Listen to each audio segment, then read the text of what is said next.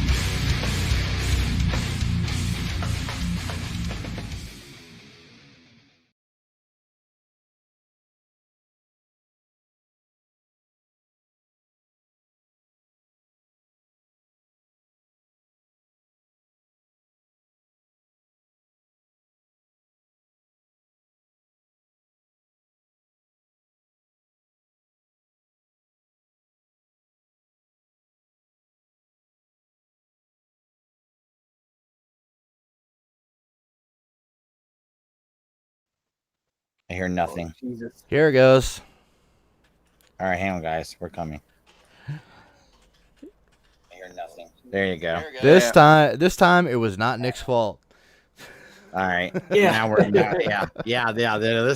This time it was a clusterfuck of Stuff that was out of our control. It was out of our control. Yeah. Fucking Google. Yeah. Yeah. Google, we love you and hate you. This real quick. All right, that looks good. All right. Welcome, ladies and gentlemen. It wouldn't be an episode of the Masterpiece Shitpiece Theater if there weren't technical difficulties. Right. Of course. We put the shit piece in the Masterpiece Shitpiece. That's right. Very true. I'm your Yeah, host. sorry. Well said. I'm your host. Sorry, Jason. I'm gonna Go ahead, fucking go ahead. kill all of you. Go ahead, Nick. Go ahead. Do your thing. Do your I'm thing. your host, Wait, Nick what? Brammer. Oh, fucking hey! Stop it! Stop it! I'm your host, Nick Brammer. What's going on? Yeah, Fuck he's gonna you, shoot you guys. I'm just shutting it down. Fuck We'll all see of you guys you. next week. See ya. Yeah, that was a quick show. Yeah. Anyway. All right, this is All right. our host, Nick Brammer. Here Yes. we go. I'm the host. Blah blah blah. Here's our intros. Josh, tell them we're on the internet, please, sir. What was We're that? just the punk bitches that are here. So let's go. Rob That Milton. was a fascinating intro. Go ahead. Sorry. Go, Rob. Also a bald-headed douchebag. Peace out. Russ, your turn. This is Fuck. great. Well. Thank you for the extra time. I don't like to be the star or anything. Yeah, Russ, this better be Oh. good, man. Yeah. Hi, I'm Rustimus, and I'm a Sagittarius. I like long Hey, walks on me the too. beach, and yeah, I like to take a stroll by the moonlight. I like good wine, and yeah, I'm a sexy beast, baby. Anyway, all right, go ahead. Yeah, you can find me on Twitter, Facebook, Instagram. Sometimes when Facebook allows me, they don't have me banned. I got there's no accounts, right, Sam? Yeah, we're gonna get into that tonight. There's burners. Yeah. Yeah, I think they were trying to ban us tonight. Yeah, trying. Yeah. You fuckers are not getting on our Yeah. site. Really, and every Friday night I'm here with these crazy fools, and when they allow us on, and a proud realm of collectors member. There you go. All right, Russ, was that you talking? that was me. Wow. Nice, man. Is that your job interview voice? Yeah, right. That's my boss voice. Yeah. Listen here now. Son, you put the paint in the wrong container. Fuck you, you're fired. There's the door. Dad, boy, you're kidding. Samuel. Anna said you're a Cancer, Russ. Of course, I She's am. like, you're a cancer Cancer, on this earth. baby. It's just Sagittarius sounds better. I'm sorry. Go ahead, Sam. I apologize.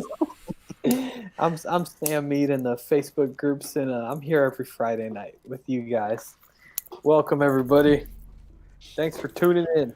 Is it Yeah. really bad that when Patient Anna with us, called man. him? Is it really bad that when Anna called him a cancer baby, I didn't think of the fucking zodiac signs? You douchebag. Oh my God. Me either. I thought. we were I thought your talking wife. about zodiac signs. I didn't know thought your people wife still was believed in just that calling shit. you out, telling you you're a cancer and that you need to I stop. mean, you know, That's what I Yeah, thought. Like, you're that's what I was cancer thinking, that's birthed too. into this family.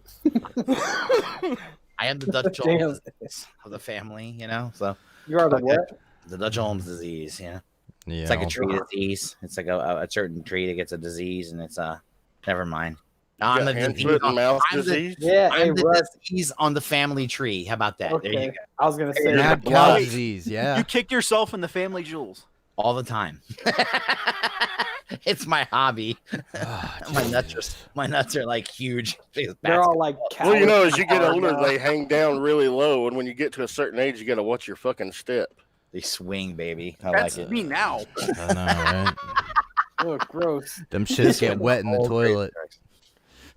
Yeah, you just gotta like hang them over. It's kind of weird. Anyway, Sam, are you done?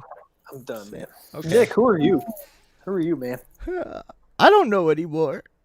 I don't know who I am. Between fucking I swear to Google, YouTube, and OBS, I don't know who the fuck I am anymore. if we could just explain, if we had time to really explain to you guys the shit, I don't even know. I wouldn't even know where to start.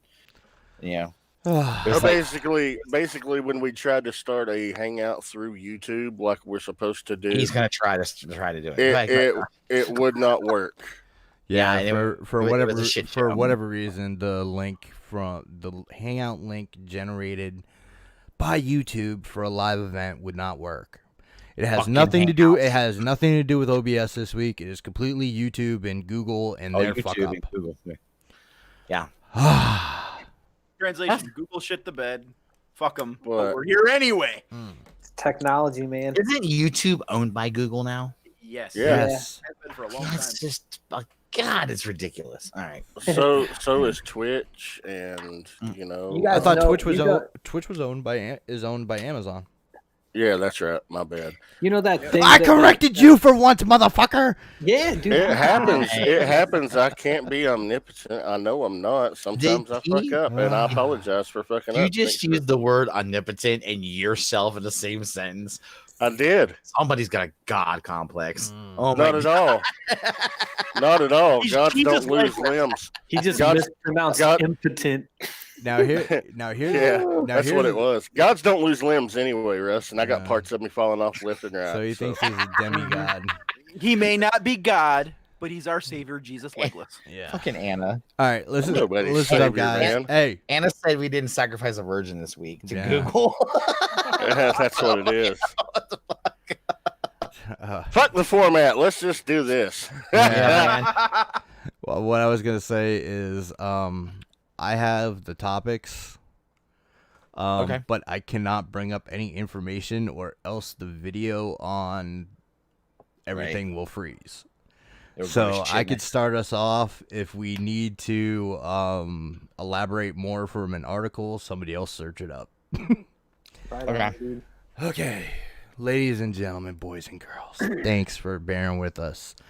Like I said, I can't bring up anything, so I'm going to try this from memory. Pull a chair up to the Cool Table Network Oh wow. with such shows as Enter the Realm, Shattercast Uncut, Nerd Rage Radio, Beers and Bolters 40K. Sam, stop playing with the fuck ever you're playing. Sorry. Beers and Bolters 40K. 8 weeks. Verbally 8 weeks. challenged. I am sorry that I am forgetting the shows, but again, I don't Breaking have the it. mold. Breaking the mold. Shattered Cast. Yep, I said Shattercast. I said Nerd Rage. Enter the Building Realm. up to it. Fresh Communications. And Stasis Lock. Yeah, the gentleman's podcast. Stasis Lock. Oh, yeah. Did you say the gentleman? You know who's on that show? I love those guys. It's the Rusty. It's It's the fine, Rust. that's all It's good. the I love Rusty those Gentleman guys. show.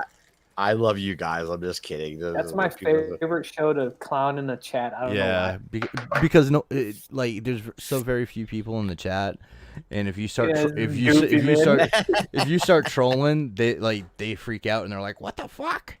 They always are. They'll always like get in, like be joking around with you when you were in the chat, and so that's a fun. It's a fun, Yeah. fun time, man. So like What a good Sam, dude. So Sam, you're you're like their second viewer. That's they watch. okay. Crashbox Customs is the official Mezco 112 retailer for the Realm of Collectors. Realm. Mention Realm while ordering for a free gift. The free gift is a shipping box. There's that. No, Okay. I'm just joking. He usually We're just also slaps the label on the brought to you Mezco by box. Agabus. It's a surprise free gift. I'm gonna give it fucking away. kill each and every single one of you when I find you. Haggis.com. Okay, we're brought to you also by Agabus.com with Agabucks, the same as cash reward system. Also, they have $5.95 flat rate shipping. There we go. Flat rate shipping. See, I got it. Flat rate shipping. You're right. I was trying to tell you. Free shipping on orders over $150. I did the best I could. I couldn't pull up anything. I've not done a promo in Dude, the that was last not couple bad, weeks. man. That was really good, dude. We have Dude, with the week I've had, don't be surprised if after this Red Bull and vodka I'm going on a crying jag. Oh yeah, dude. But all right, guys. The first thing we got up to discuss is IDW. There is a rumor out there that JP Morgan has been scouting IDW's financials and finding out if they would be a good investment for another company to purchase. Yeah, usually when JP Morgan does shit like this, it's in lieu of a sale. Yeah. Or of a company being something being purchased. Or something declaring JP bankruptcy. That too. JP Morgan wouldn't be looking to buy them. They're a No. They're Right. the broker to another company. Right. They're the ones who get hired by somebody who's interested in buying it, probably to look into it as an investment and all of its financials. Yeah. Which is an interesting thing. See, okay, I thought that Hasbro owned some of IDW. I was confused about that myself. I thought Hasbro owned a percentage of them or something. But maybe Even I'm wrong. Even if But- they own a percentage, it's not, and it's not a control. If they don't own 51% of the company, Right. doesn't matter. So is it like Hasbro just leases out Transformers then to Yeah. IDW? Yeah, Just with like the title. with licensing agreements, just Right like on. anything else. Just because they just did they re up for either 2 or 5 years this time.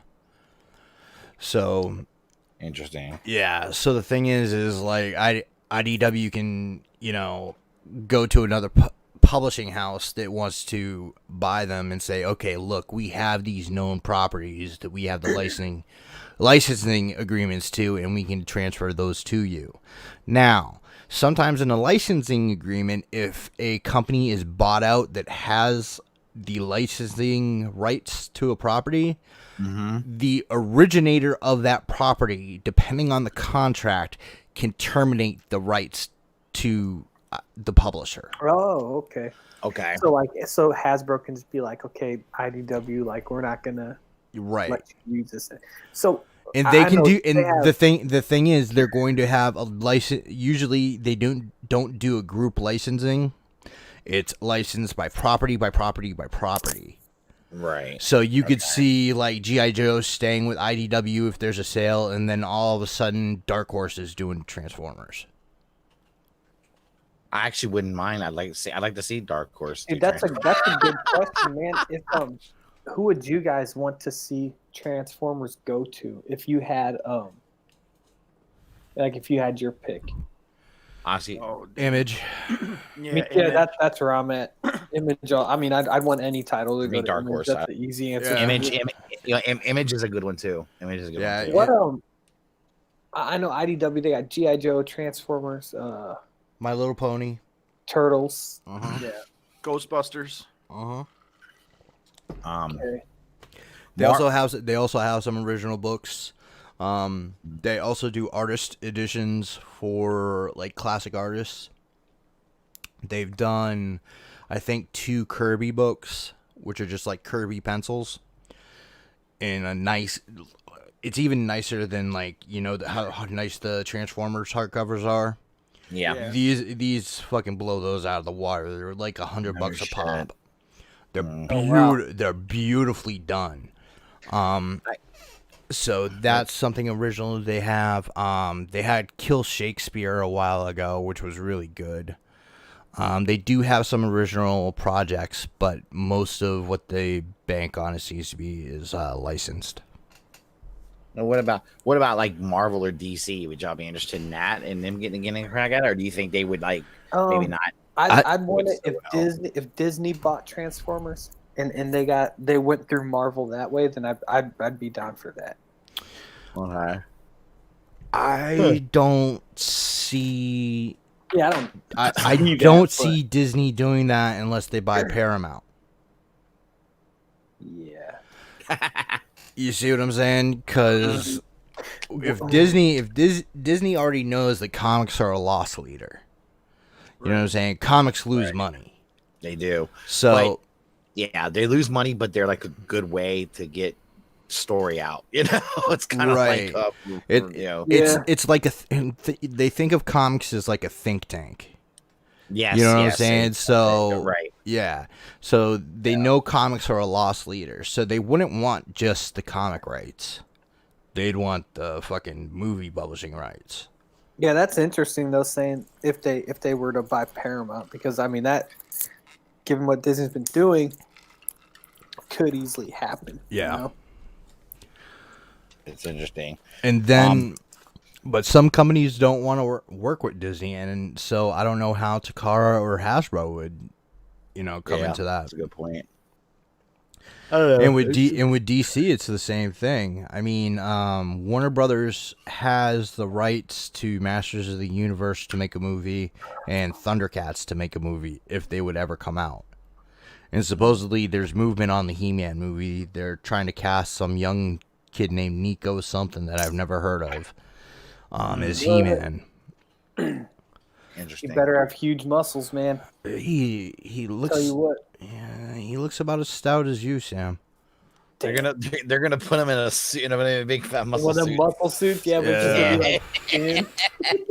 It's not even gonna be a superhero costume. They're just gonna big skin. Yeah, that'll just CGI all his muscles. Yeah, that's what I was gonna say. They're just gonna like have a body double and CGI his head to him. Yeah.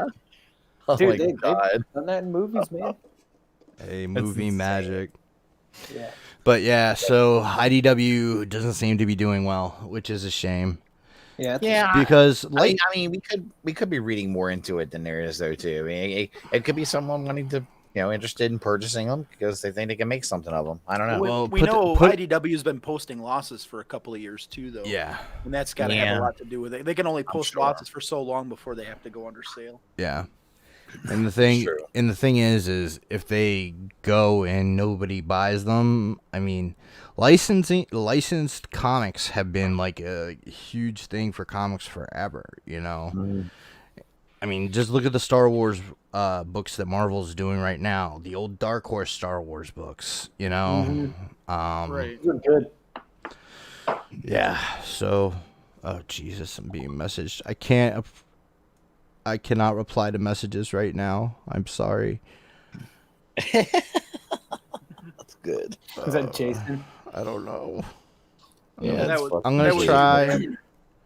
It might be. Here. That was me. Hey, I'll- I gotta close my laptop. My mouse is messing up, and come right back. I'll be right back. Okay. Welcome to the realm of technical difficulties. Yeah. So we're in. Josh and Sam have bounced out for a second. Anyway. Oh Interesting. Jesus! Let me try and do this. See, y'all laugh, but I had issues earlier too. I went to plug in my headphones to the front port of my computer, and it went all crackly. I had to plug it into the auxiliary port on my speaker. My mouse on my computer for some reason keeps disappearing. That dude is crazy, dude. There's all kinds of cool shit happening tonight. I'm like, where's my mouse? Yeah. I know. Hey, if you I might have to do this. if you get a Mac, they never break. Oh wait, Yeah. Yeah. All right. Marvel has released their slate of events for the rest of the year. No surprise, we knew War of the Realms was coming. It's from Thor and Avengers. They announced 2 X-Men events. What was it? Hope of X? Do you know what the other one was, Sam? Oh shoot, no. Here, let me. Yeah. This is John Hickman stuff, right? Yeah, and Jonathan Hickman will be writing the X-Men, which is huge. Yes. He had really good runs on Fantastic Four and on Avengers. His independent Even books. his Ultimate, it's from the I guess it's the Ultimates, right? Mhm. Yeah. Yeah, that was a good read. Oh, jeez. Oh, I have a phone. It's just me. Don't worry about it. It was just me. Okay. Okay, so it says the extermination. Wait, no. Okay, House of X. Did you say that one already? No, okay, so it's House of X and Hope of X? Powers of X? Oh, Powers of X, okay. House and of then X and Powers of X. And Hickman will be writing both of those titles. They haven't said whether Uncanny's going to be coming back or continuing or what. I haven't looked at the solicitations that far, so I don't know.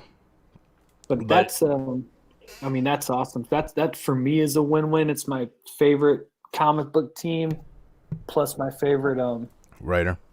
my favorite writer. So Yeah, and the art looked really good for the posters they posted. Has he never worked on X-Men before? I don't think so. No. Yeah, I don't think so. You Can know you what, guys all see that? See what? I'm screen sharing. Is it working? No. Okay. Sorry, I froze for a That's second. all right. Yeah.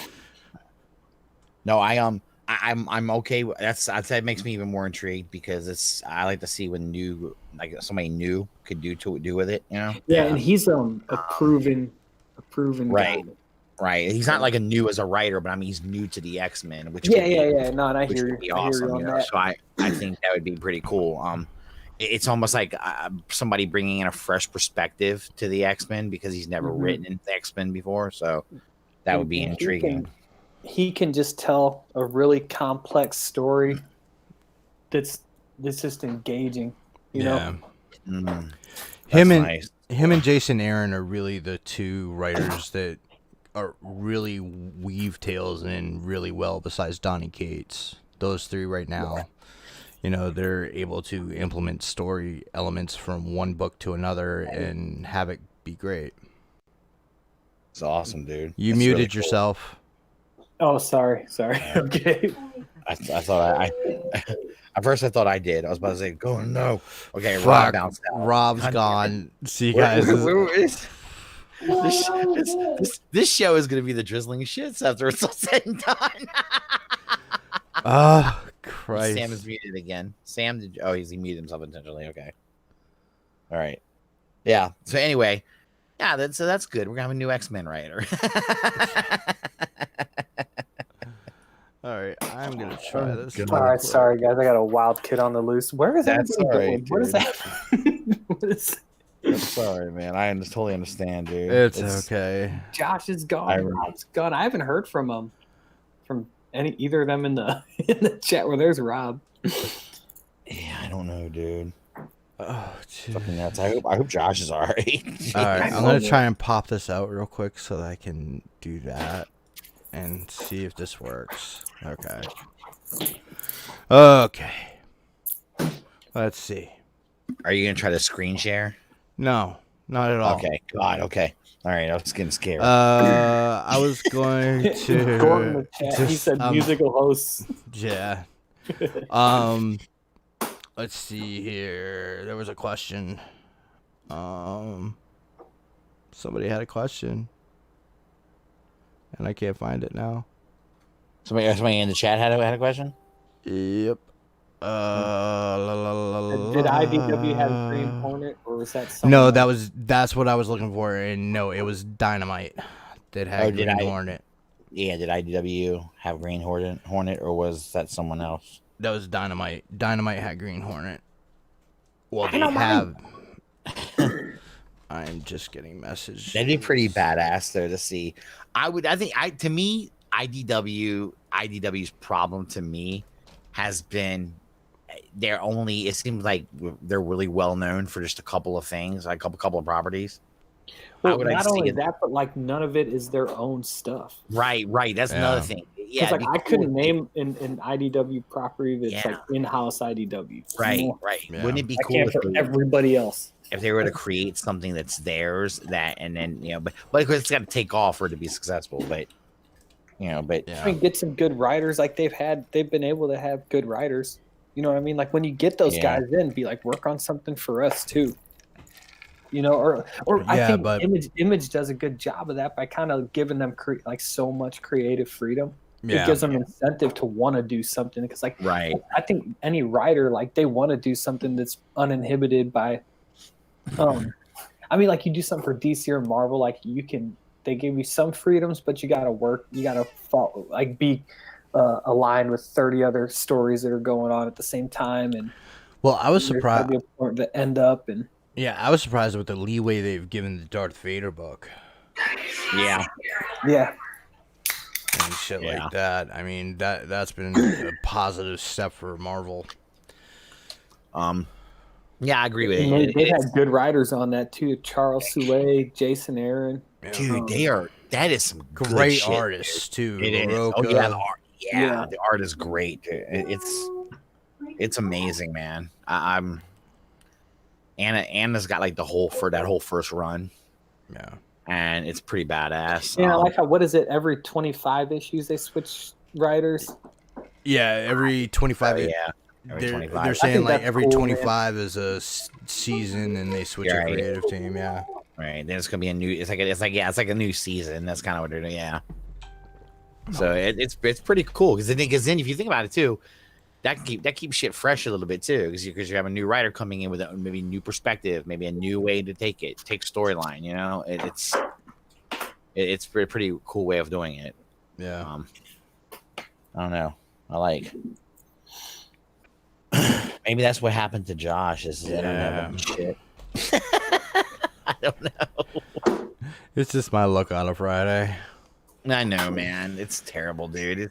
This seems to be like. It figures last night we do our Thursday night kind of planning hangouts. It runs smooth as shit. Of course. Everything's great. Right? Yeah, no problems. Yeah. Oh well. All right. What's the next topic? Well, to just jump in. Yeah. Well, I was just gonna say. All right. So we were talking about the Marvel events for this year. So those are the War of the Realms is coming this month in like a week. Then the two X-Men events they just announced, House of X and Power of X. And then there's a question mark after that. So they've got something planned, but we don't know what it is yet. That's cool. They could be probably they usually save something big to announce at San Diego. Yeah. Hey, let me ask you. Coming up not too soon. You know what? June. Ain't it? June or July? I think July. What were you saying, Russ? I was gonna ask you guys, could you imagine them doing? And this is more probably like for discussion we're gonna do later on. But I started thinking about it in a comic too. Like, when's the last time they redid the Secret Wars? I think like 2 years ago. 2 years ago. Did they? Yeah. So I think did they change it drastically? Was it changed a lot from the original? Yeah, right? yeah. I've heard good things. I still haven't read it. So I'm wondering, could you guys see them doing a cinematic movie series on the Secret Wars? Well, I don't know about a series, but maybe or maybe just one movie, maybe. I mean, maybe kind of like what they did with Civil War, with like in some type of adaptation. Yeah, interesting, dude. I don't know. I was just thinking about it because or maybe it's too cosmic. I don't know. No, dude. I think they're going in that direction. Yeah, because I think. Yeah, see, I like. We'll talk about later. Yeah. Yeah, and I mean people do too, because like look how well Guardians of the Galaxy does, and Captain Marvel's in that same realm too. Those are like my favorite of all the MCU movies is the stuff that's off-world, Mm-hmm. And it's cool that they can play that.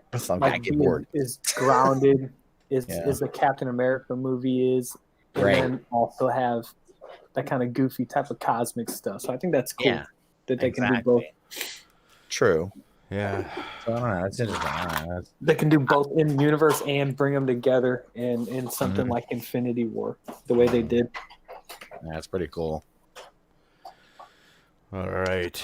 Our next story was at the Chicago convention C2E2 this week.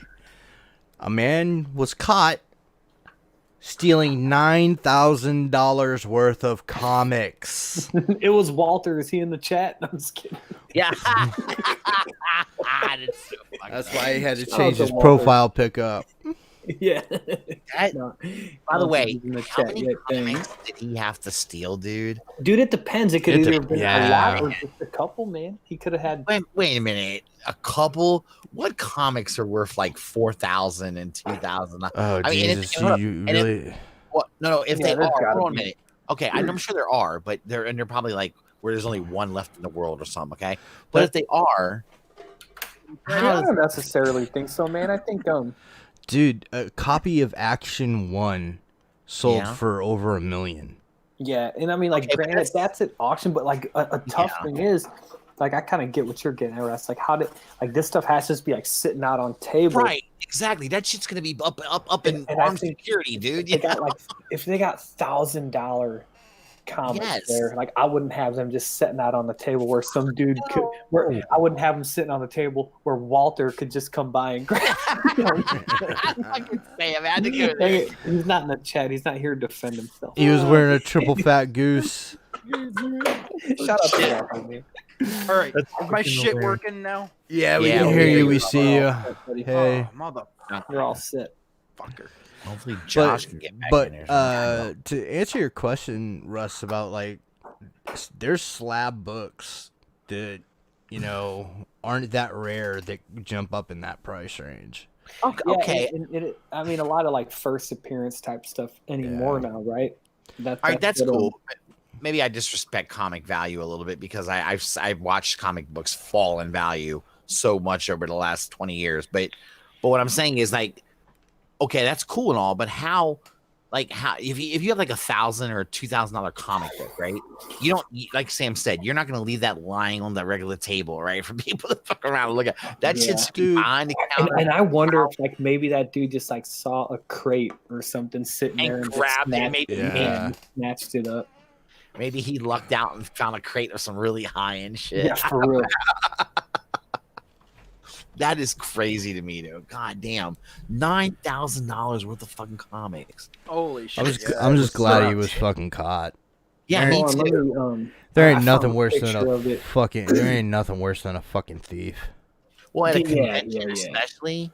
Like okay, so it says, we got a name. It wasn't Walter. It said Stephen Bowles, 51 of Remington, Indiana, was charged with 3 felony counts of theft for stealing over $9,000 in comics from 3 vendors on Saturday, according to Chicago police and the Cook County State's Attorney's Office. So he only hit 3 vendors. Yeah. Oh, and it says, Bowles was found with some of the comic books that have been reported stolen, but not all of them. Prosecutor said so. I'm guessing he flipped some probably. One of the vendors reported 4,500 worth of comics stolen. Another said 3,500. And holy shit! Another one said 1,200.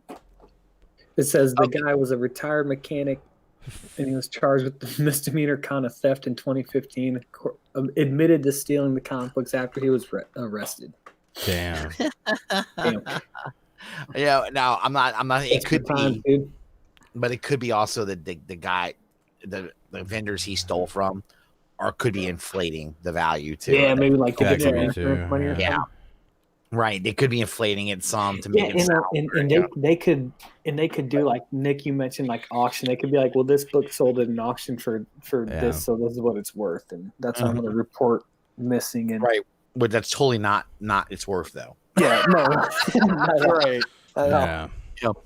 I always say this: just because one buffoon is willing to pay that much money doesn't mean all of the buffoons are going to pay that much money for it. Yeah. And that like what it's worth, that's person to person. Like you could be in an auction saying you got 2 dudes bidding against each other, and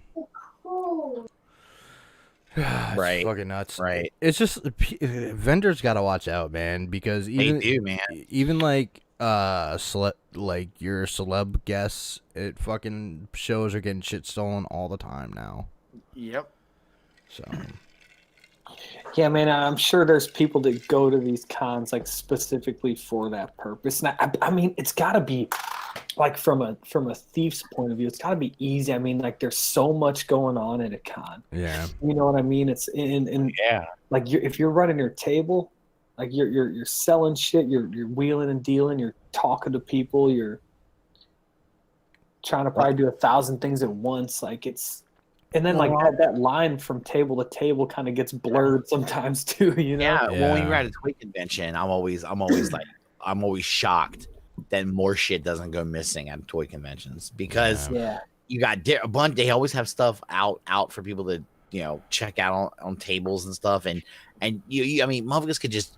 You're easily distracted because you're dealing with like at times you can deal with 10 different people. Right. When my son, my oldest son, when he was about 2, and I took him to a toy show, and I'm just like, he was in a stroller at the time, and I'm just like pushing him around, like looking at shit, and then like I get a few tables down and look, and he's got 2 Transformers in his hand.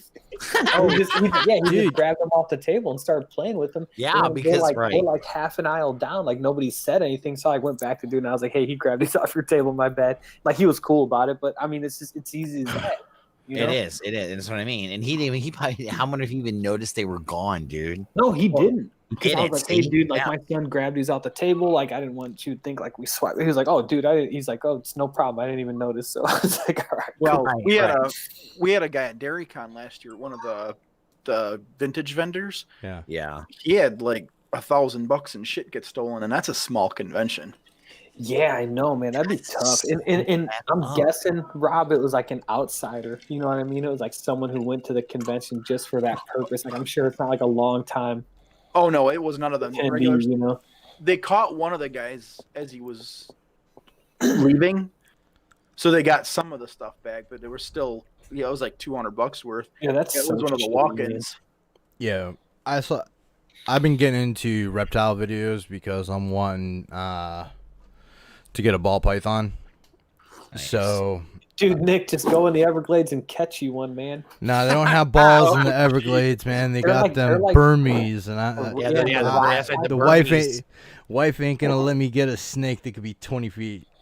Dude, they're like thriving there, man. Because like the climate's so similar to how it is in like Southeast Asia where they're worried. They're worried that they're gonna mate with like with some of the local snakes and create like a super snake or something. Hey Russ, I thought you were gonna say with one of the local people, and I would have not been surprised. We were talking about Florida, mind you.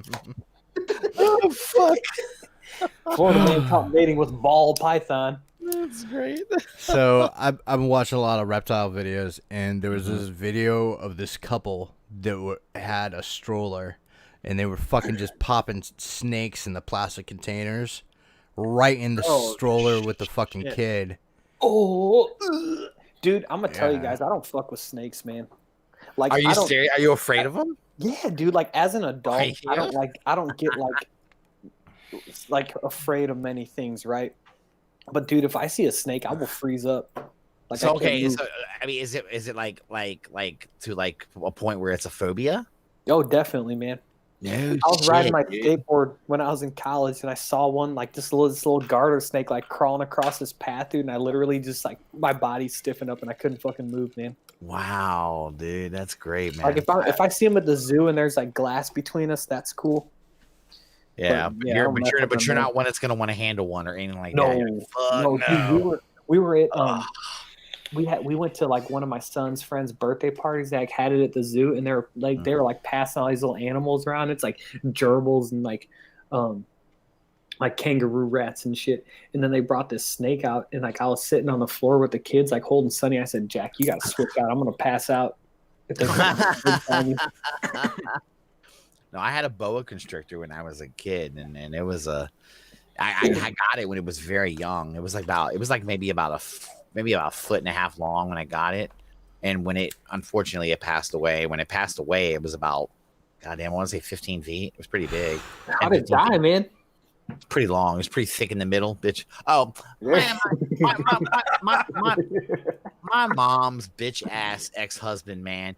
like, okay, so when you have a snake in captivity, it's really weird. You get them kind of on a schedule, a routine.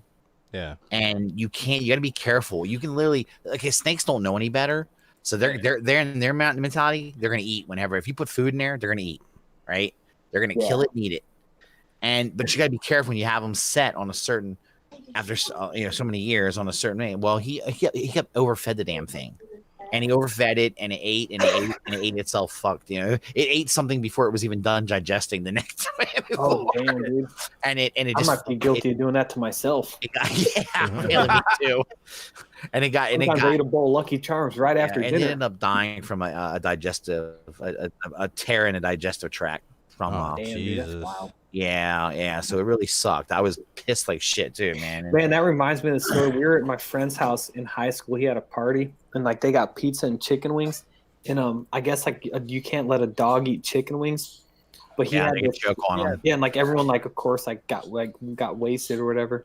There's like a bunch of high school kids, and his dog was like eating all these chicken wings, and I didn't like stop him or anything. But then like 2 days later, the dog died. Because I guess like eating all these bones, man, it was messed up. That's fucking horrible. Wow, this is a very depressing show. I know. Sam and me just brought this motherfucker down to I don't think we can go much lower, dude. Dude, that dog was bad, though, man. It was always like nipping at people like it was this little rat dog, man. So look at Sam rationalizing the dog. Yeah, it was a pitch of a dog. It deserved to die, whatever. Like, in reality, I just killed it. No. Yeah. That dog's gonna meet you at the gates of hell. Yeah. He's like, dog. He's gonna be like, yo, what's he that? was like, dog? you remember you didn't stop me from eating them chicken wings, did you, motherfucker? Like, you knew better, didn't you? Yeah, well, we don't know. It's gonna be multiple dogs there. Another dog's gonna be like, hey, I'm the one you punted. Remember? Get off the bridge. Oh yeah, that's right. I remember that. Oh man. Oh Jesus. All right, Rob and Josh are back, and that's good because Josh, are you all right, Bubba? Yeah, man. Yeah, just power outage, and it took. Oh man, you got weather down there or something? No, we just where I live up on top of a ridge, we have some really high fucking winds, and they need to prune some trees. Yeah. Oh shit. Yeah, sometimes there's one that'll hit a power line and it'll knock the power out, and it takes usually about a half an hour for shit. Yeah, it's don't feel bad. As soon as you got punted, about 5 minutes later, my internet shit the bed. We'll see, where I don't have an actual cell phone service. I've got I don't have Wi-Fi. So I couldn't even tell you guys what was going on until it all came back on. Yeah. And then what was even worse is the coffee pot had just started a fresh pot of coffee. So it's just like, fuck, I got to sit here in the dark with no coffee. Yeah, and then after Rob got booted out, me and Nick, we finally were like, you know what, Russ, man, you're not welcome here anymore. Yeah, you gotta fucking go, dude. You're out, man. Figured it was time to have the talk. We've been talking about it. It's like, yeah, Russ, you're just history, dude. We're trimming down the fat, brother. You're gone. Hey, wait a minute now. It's gonna be the Brammer show in about 10 minutes. Jesus Christ. I'm taking applications. I know I'm a big boy, but goddamn. Nick said I'm taking applications. Yeah. What the fuck? And then give me a 10-minute long audition video. Don't even have to be that. Really, I just want to see that your internet works. Yes, all you motherfuckers in the chat, submit your applications. All you really have to do to get on this show is just be able to stand Brammer's dick pics, because that's what he did to get me on. Yeah, here. I mean, that's the chat right. I'll be with him. Wait. Day to day. You got the full dick. All I got was the balls. Dude, I got never mind. But that was special. You should have been proud. That was. Hey, that was a good ball day too. They were all rosy and fuck. I like the worm cock as much as anybody. It's all good. That's right. Hashtag worm cock. All right, man. I'm glad you two are back. Tell us about Borderlands. Borderlands is a beautiful thing with lots of guns and lots of pretty cel-shaded animation. And there's a number 3. Is Handsome Jack coming back? No idea. And I mean, they've just they just made pretty much an awesome looking announced trailer, but didn't show anything from the game. Yeah. But there were a lot of characters from the game shown in this trailer, right? But that doesn't really tell us much. But I don't care. I'm excited because I love the Borderlands games. Borderlands has one of the greatest villains of all time in it. I've ever seen in a video game. Handsome Jack he's one of the greatest villains ever. Oh, he talks. He breaks the wall. He talks to you and he mocks you and shit like that. It's great. It's him and GLaDOS from Portal. Yeah. Man, I've got Borderlands 1, 2, all the DLC for both. Mm-hmm. I've got Tales from the Borderlands that was from Telltale. I've got the pre-sequel, and I've only played like the first game and part of the second game. I need to play all that shit, but I love playing them. Well, it's just I haven't had a lot of time to devote to playing, but I will absolutely pick this one up just because Borderlands is just mindless fucking fun. Well, so is it a first-person shooter? What is it? It's a looter shooter. Looter shooter. What does that mean? Yeah, you can play first or third person. Yeah, and you basically are going around and you pick up new weapons everywhere. You're always getting. They're saying that this one is supposed to have over 1 billion different possibilities. Oh my god! Guns. Yeah, you've got the gun. That's the other thing. The creativity of the guns, as far as what they do in this game, are off the fucking chain. It's crazy, dude. For sure. They've got guns that do so many weird shit. It's bizarre, dude. So is this the game that has like all the cell shaded cosplays? Yeah. Okay. Yeah. It's so good. Go ahead, Rob. Go ahead. I was gonna say it's actually so good. I played them originally on PC and 360. I went back when they did the Handsome collection for Xbox One and bought it with all the DLC and everything. Yeah, that's what I did on the PS4. Yeah, I bet you I got about 400 hours in that Handsome collection. That's fucking great. Yeah, I got that. I got the Handsome collection on sale for like $19.99 one day. Yeah, on the PS4, so I jumped on it. When I say he's the greatest villain ever, listen, how many villains in a video game tell you, I will pay you money, I will give you shit, just kill yourself, whack yourself, okay? And hold up, here's the caveat: you kill yourself when you respawn. He will give you shit and go, you really did that? You're a fucking moron. You know, just totally you and go, well, here, you entertain me so much. Here, I'm actually going to give you what I promised you. And I'll give you loot and shit. You can get stuff. He is a great character, man. Oh man, talks so much shit. It's ridiculous. I love it. Now, see, it's a lot of fun. Yeah, League of Legends doesn't keep track of the time that you played, but Steam does for certain games that you play, and I've already got 250 hours into Age of Mythology. Damn. Jesus Christ, dude, I'm such a nerd, dude. God damn. Okay. It's awesome, dude. Good I like games like Age of Mythology and Age of Empires, but I'm not big on games like Call of Duty. But Borderlands, I can play the shit out of some Borderlands. Borderlands, though, it's got that story. The story is just... The story is a lot of fun. I will say the ending to the first one, for how good the story was, the ending was such a letdown. I was like, wait, what? That's it? Fuck. Well, it's definitely a journey versus a destination. Exactly. That's the same thing with the Mass Effect series. Not so much. I will say the ending of 3... It was sick. The ending of 1 was good. Like it definitely pulled at some emotions, but it was the final boss battle was kind of anticlimactic, dude. I mopped the floor with that son of a bitch. The second one now, dude. The second ending was sick. The suicide mission, fucking amazing. Like I said, those kind of games. Those I like story-driven games. I've always loved them more than anything else. Oh yeah. Because a lot of times, it's just me playing, so I Right. prefer a story-driven game. Absolutely. I don't like battle royale type games and online Well, fucking team deathmatch kind of shit. to me, Even though the thing boring. is, Borderlands has that kind of stuff. It does, but the best part of But Borderlands is like, actually playing the campaign, Right. yes. Now the thing with Borderlands too, though, is you can play the campaign co-op with the Amazon collection, and that's fucking amazing to do. That's pretty badass, actually. I've never played that. I would like to do that. That'd be pretty fun. George said Mass Effect 2 is one of the best RPGs he's ever touched, start to finish. It's a great series overall. Dude, Mass And Effect, I enjoyed the series. the original trilogy is, to this day, hands down, probably my favorite series of games.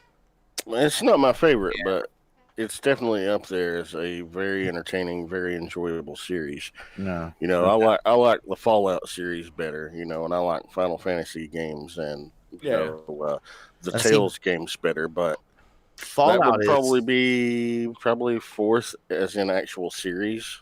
So yeah. Fallout's a really pretty. All their games, all the Fallout games are pretty good. They except for 76. Yeah. Oh, it's definitely on my top. Fallout's on my top. 3. Yeah, it's like those are the type of games that are kind of, I don't know, they're just fun. I like because there's well, would you say that is this, it's kind of story driven? There's sort of story. I mean, Fallout's absolutely story driven. Yeah, as long as you avoid 76, it is. Well, it's story driven, but you can kind of like explore a lot of areas and do your own shit. It's kind of interesting. I don't know. But it definitely directs you to kind of go on a path, Right. Yeah, it does. So, and it's got a good story. It's New Vegas is pretty neat. I love that one. So. Yeah. Well, 3. A lot of people gush about 3, and while I love 3, I like New Vegas and 4 better than 3. I think I like the story in New Vegas more. Yeah, I do too. I think about it. I like the gameplay in 3 better. Mm-hmm. I think that's like there was some stuff with New Vegas I didn't like, the weapons degradation, stuff like that. I didn't really care for. Okay. But because your weapons would wear down and break on you. Right. And shit. Yeah, you had to like take care of them and shit. That carried over to 4. Yeah. Yeah. But at least with 4, it only does it if you're in survival mode. Yeah. With New Vegas, it was throughout, no matter what difficulty. Yeah, dude. New Vegas on survival mode's hard as fuck. I haven't even tried it on survival. I did it. It's hard as fuck. It was bad enough on hard mode. Well, I mean, because in survival mode, like every single bullet, you feel the weight. Because when you're not in survival mode, you can carry all the ammo in the fucking world, right? Ammo doesn't weigh anything. And this, every bullet weighs something, and you feel it. And you have to sleep at least once every 24 hours, and you have to drink and eat at least once every 24 hours, or you start taking detrimental hits to your fucking, like, your stamina, your strength, and that shit. You start losing your skills. Did they have a release date for the new Borderlands game? No, not yet. They've just announced it, so I'm hoping. Okay. I'm hoping by the end of the year, but I doubt it. Okay. Yeah, this probably is just early next teaser. summer, to be honest. Okay. All right. We were expecting them to announce Borderlands at the Video Game Awards back in December. Right, but they didn't do it. They didn't do it. We'll probably see more at E3 when it hits. I don't know. All right. A lot of people aren't going to E3 this summer, man. Yeah. Sony's dipping out. Nintendo's doing their own thing. Good point. But a lot of the game publishers are still going. Yeah, a lot of publishers are still going because Borderlands is a cross-platform game, isn't it? It's not just So they'll be there. They're gonna be there. Now to go from something you guys are excited about to something that is absolute shit. Let's talk about Transformers number 2. Nice. Full disclosure. I didn't even bother to read it yet. Yeah, I didn't read it either, Rob. I don't think I'm gonna. It's bad. It's bad. It's basically the first issue rehashed. Great. The exact same pacing, the exact same characters. It's a Exact bummer, same man. thing every time. Except you actually had Prowl and Wheeljack show up for a couple of panels and say a couple of things, and whoop-de-doo, it's a piece of shit. So far, this book sucks. What did you say? Prowl and Wheeljack? Yeah, for like a second. Yeah. Right? They're in there. They're in there for a couple of panels and say a couple of things. Yeah. Not really much. I'm not liking where this story is going at all. And maybe if we weren't coming off of the great run that we had come off of, I wouldn't be judging it this harshly. Yeah. But It's there's high not been enough expectations, time. More Than Meets the Eye, Lost Lot, and the other title, that became Optimus Prime. What was it? RID? RID. Yeah. They set a pretty high fucking bar. Dude, and people complain about Till All Are One, and that book was way better than this. Till All Are One was a good book. I like that Till All Are One. The whole Starscream is King of Cybertron and shit. That was dope. Yeah, but this is just. Let me ask you guys. I mean, I don't like hating on this after just 2 issues, but I don't either. But they're not making it easy to not do it. That's what I'm saying. I was about to say the same thing. I said they're not making it. They're not giving me any hope yet of that it's going to improve. And I'm wondering, do you guys see it getting better? Maybe. I mean, it can't get worse. God, I hope. Yeah. Go ahead, Josh. I knew someone was gonna say that shit. No, it can't get worse. This is the drizzling shits. Yeah, it's there's nothing that they've presented to me so far that has been interesting in any way. That's what. Oh, go ahead. Sorry. It's just bland and boring, and it's like they just want to retell the exact same story you've been told from a completely different perspective. Yeah. They're not giving us anything new at all. And see, like, I read Transformers #2, and I don't remember much about it. It's like my mind is trying to save me from the pain. Right? It's like if you're gonna write a Transformers book after what we just got, I mean, you got to blow me out of the water. You got to come hard. You know what I'm saying? And that's just is something that I was kind of surprised by just with issue 1, because usually in issue 1 really knocks your socks off, man. Yeah. Even if they slow down after that. It just seems like it's not regressive storytelling. It's that I forget the word for it, but it's basically Bendis writing. You know what I'm saying? It's that long, drawn out, decompressed storytelling is what they call it. And I don't mind long, drawn out storytelling as long as they give me there's a something payoff. interesting to fucking read. Yeah. Well, so like, right, and that's what I was trying to say is that like this is like the worst, one of the worst like examples of that Bendis type style. Yeah, because like they're in Nick, I know exactly what you're talking about, because like that kind of, it's like that slow burn, but in some of them, some books that are written like that, like they don't have a good payoff, but they find ways to keep you interested at least along the way, with kind of like throwing in little like I basically just like questions that you want answered, because that's like the easiest way to keep people reading. Let me tell you these 2 issues, dude. I have problems with everything. The pacing is shitty. I feel like they'll waste like 2 pages on nothing. Like, and you don't get. I don't feel like there's anything being. I don't feel like the story's moving at all. Yeah, I feel like it's creeping along. And I know it's only 2 issues, but dude, the old Transformers, 2 issues, a lot of shit would happen in 2 issues, man. Yeah. There would be a hook to grab you. Absolutely. There's no hook here. There's nothing. I mean, I want Transformers to succeed. I want it to. I want Hasbro figures to be great. I want IDW's comics to be great. It's just they're not giving me something that I can comfortably say, okay, go buy this to a friend. No, I agree with you. I agree with you 100%. It's not. You can't. You can't really enjoy. I can't sit down. I honestly, this issue 2, I was at work and we were bored. It was dead as shit at work, and I'm reading. I have all the time in the world to read this, and I was having trouble like staying engaged with it. I really was, and I was like, this is ridiculous. There's nothing going on right now to distract me. But it was so boring to me. I had like, it's like, have you ever tried to read a book that's just a shitty book and you're having a hard time getting through it? That's how I felt. I'm reading a shitty book and I can't get. Yeah.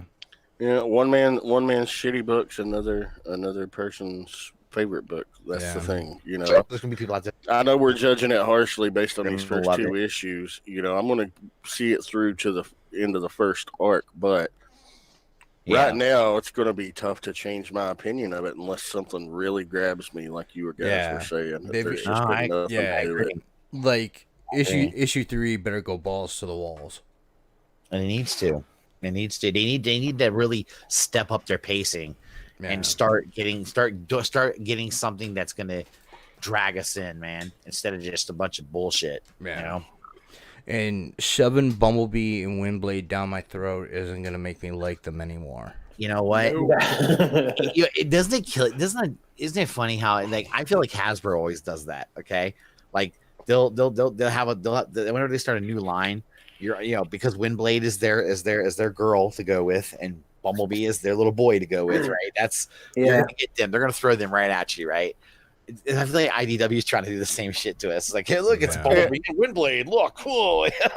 It seems like it's coming across like, they've set up the Autobots are in the position of power, and these Decepticons, and if you look at their symbol, it's an upside down, kind of hollowed out Decepticon logo. Yes. You look at it and just turn it over and just feel on the sides, and it's the Decepticon logo. That's all it is.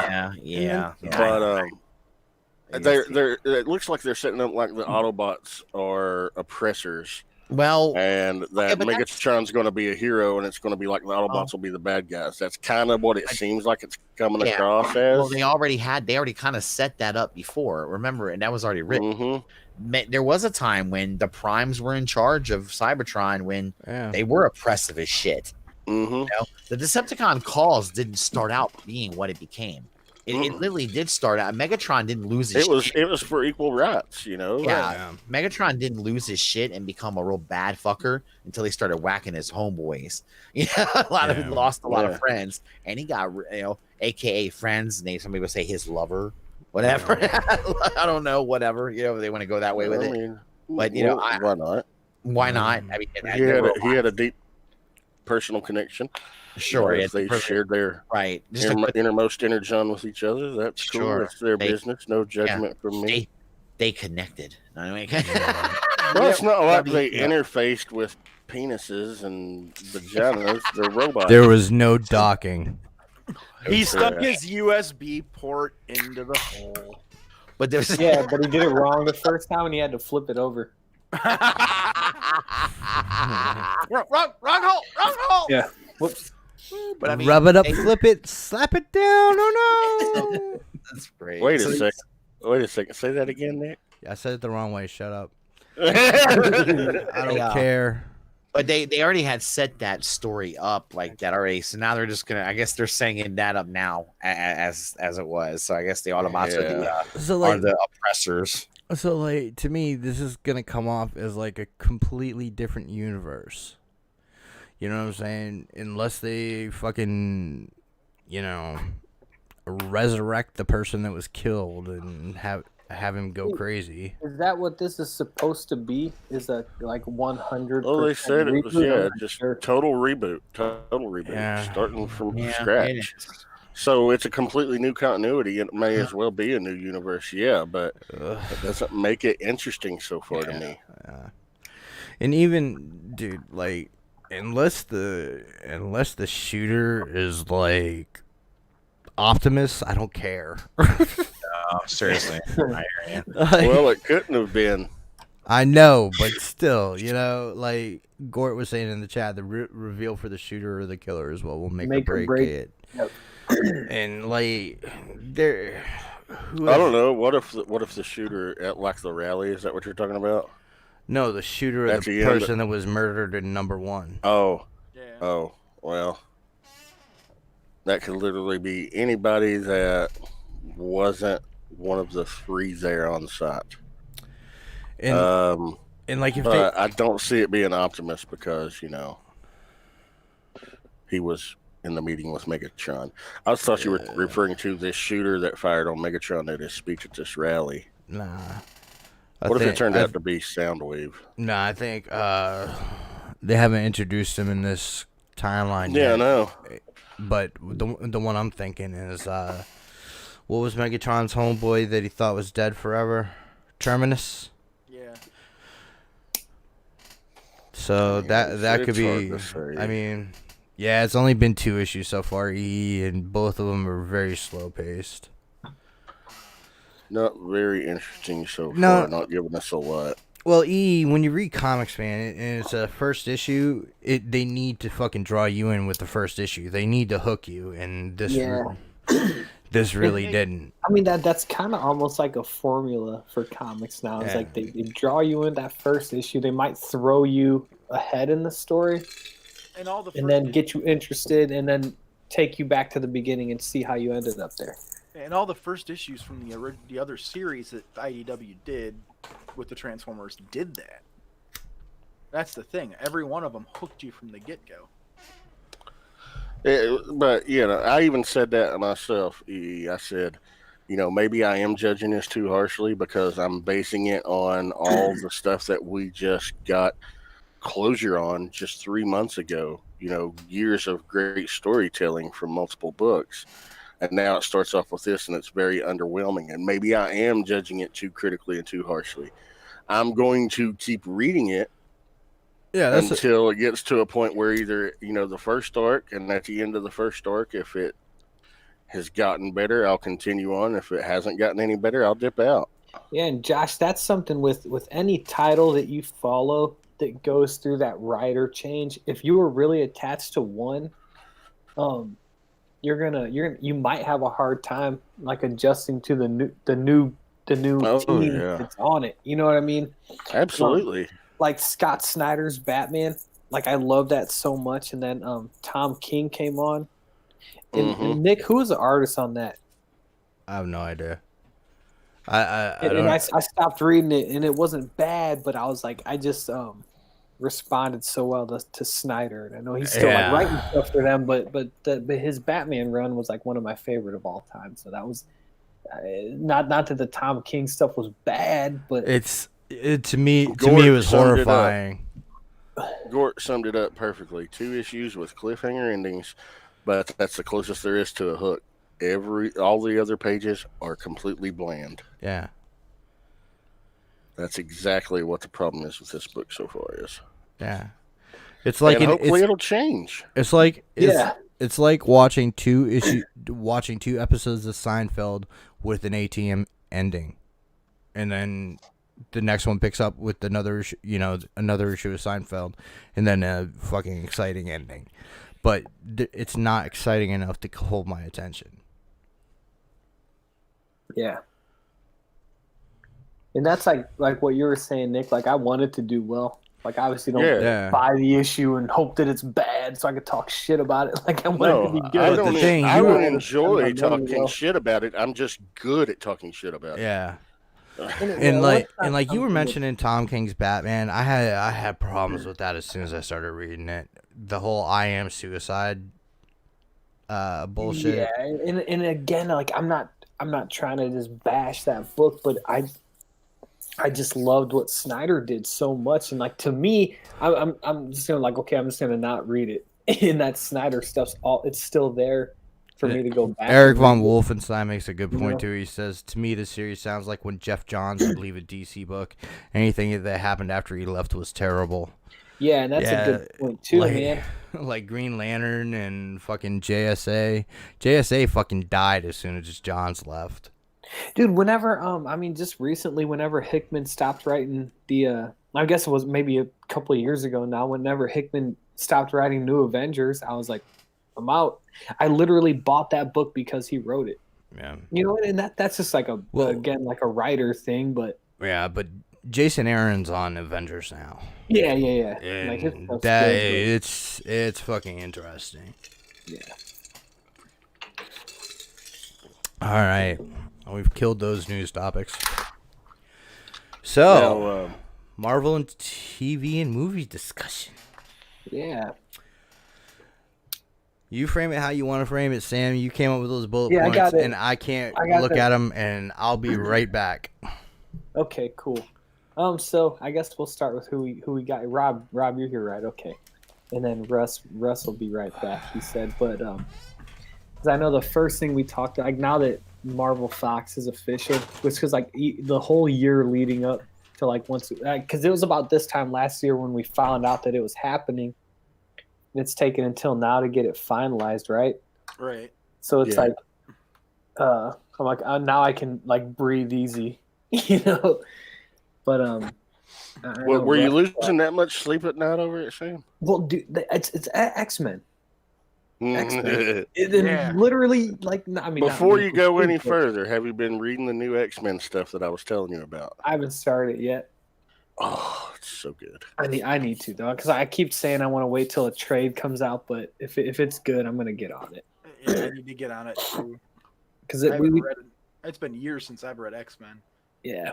Because I know that they talked about characters like Daredevil, Luke Cage, Jessica Jones, like continuing in some format later. Yeah, once their, clause is up. 2 years is up, right? Which I think would be a nice little bit of breathing room, anyways. But yeah. Like, would you guys want to see them continued? And then if so, would you want to see, like I said, like an in-universe reboot with different actors, or would you want the same people? I mean, in an ideal world, I would like to keep the same actors, same timeline, storylines going. Me too. Just, over on Hulu Plus, because that's where it would have to be. Because, as Bob Iger has stated, anything R-rated will be on Hulu. Anything family-friendly will be on Disney Plus. Right. So the actor thing so I know I'm always bringing up consumer confusion, but I think they could recast those roles in kind of like how they did with Terrence Howard and Don Cheadle, and I don't think it'd be like too confusing to people. But like I love the dude that plays Daredevil. I love the girl that plays Jessica Jones even more. Oh, gosh. Now, what's their moratorium on? However, if they recast the Kingpin as anybody other than Vincent D'Onofrio, then it's a fucking travesty. I'm sorry, because I've never seen somebody so perfect for a role. No. What's the moratorium they've got on the no compete? Is it 2 years too? 2 years. 2 years for each of the series from the date of cancellation. Is it the same with the actors? Okay, so we're into. Now I don't know if it's the same with the actors. I don't know if they can. I don't know if the actors will even be eligible to play those roles under Disney control after their 2 years up. And so like I don't know how those rights work. That's not been released. And I'm not sure if the no complete just says that they can't create a show or movie titled Daredevil. You know what I mean? Right. Like, or is it just like they can't? Those characters can't appear on screen. Dude, it's Disney. If there's a way that they can get past it, they will. They've got the best fucking lawyers in the world. Absolutely. And the best lobbyists. Yeah. Yeah. It's a machine, dude. It's a machine. And I'll tell you though, if what I was wondering, is would they? I mean, I know everyone's saying, will they do TV shows? But fuck that. I want to see them do movies, man.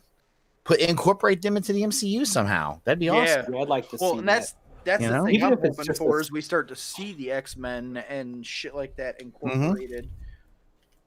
Yeah, I mean, I'm looking forward to that shit. I desperately want to see what they do with a lot of these characters that are a lot of these. They're coming home. These properties are coming home. And now, the most like where I'm at with. Oh, so go ahead, Nick. I was just gonna say the most positive thing about X-Men that I heard was from an interview on Howard Stern. Hugh Jackman talked about he was done with the X-Men movies. Good. And but hold on. And then fucking Howard was like, "Well, Disney's buying Fox. What if they do an X-Men Avengers hookup?" He's like, "I would have to reconsider my decision." Yeah. So, I mean, I like Hugh Jackman as Wolverine. I do too, but Yeah. they need a clean break. Yeah. A very clean break for me. Well, Yeah, but you can't throw the baby out with the bathwater. Yeah, you can. Yeah. True. Well, No. Because Throw it a blanket, it'll fucking survive, or it won't. because dude, like, okay, Jennifer Lawrence, huge name, but not the greatest mystique. So if you lose her, not the biggest problem. Well, But McAvoy and Fassbender, no, that's a different story. Don't get me wrong. I love I McAvoy love them and Fassbender too. in those two roles, but I want to see a complete and total fucking reboot of the Me entire too. cast. And I think that's what Disney's gonna do. I think they want it to be theirs. I don't think they want any confusion as to whether it's. I don't want anything with bullshit Bryan or not. Singer's taint on it. No, me neither. Me you neither. know, Sam, that's interesting that you said that because I didn't think of that, and you know that's you probably are right about that. Disney is kind of like that. They want you to know this is their shit. You know what I mean? Disney This is doesn't play ours. We're ball not- like that. Well, Like the the thing is- only people they've done that with is Sony, and that's fucking Spider-Man. But like that Spider-Man, that's a Disney and Marvel Spider-Man. Well, and I think the thing Yeah. now, the Tom Holland Spider-Man has locked that character down, whereas the other guys we got were just not. They weren't good fits for that character. I don't Tom know. Holland. Andrew Garfield was liked him. good. I like him a Tobey lot. Maguire.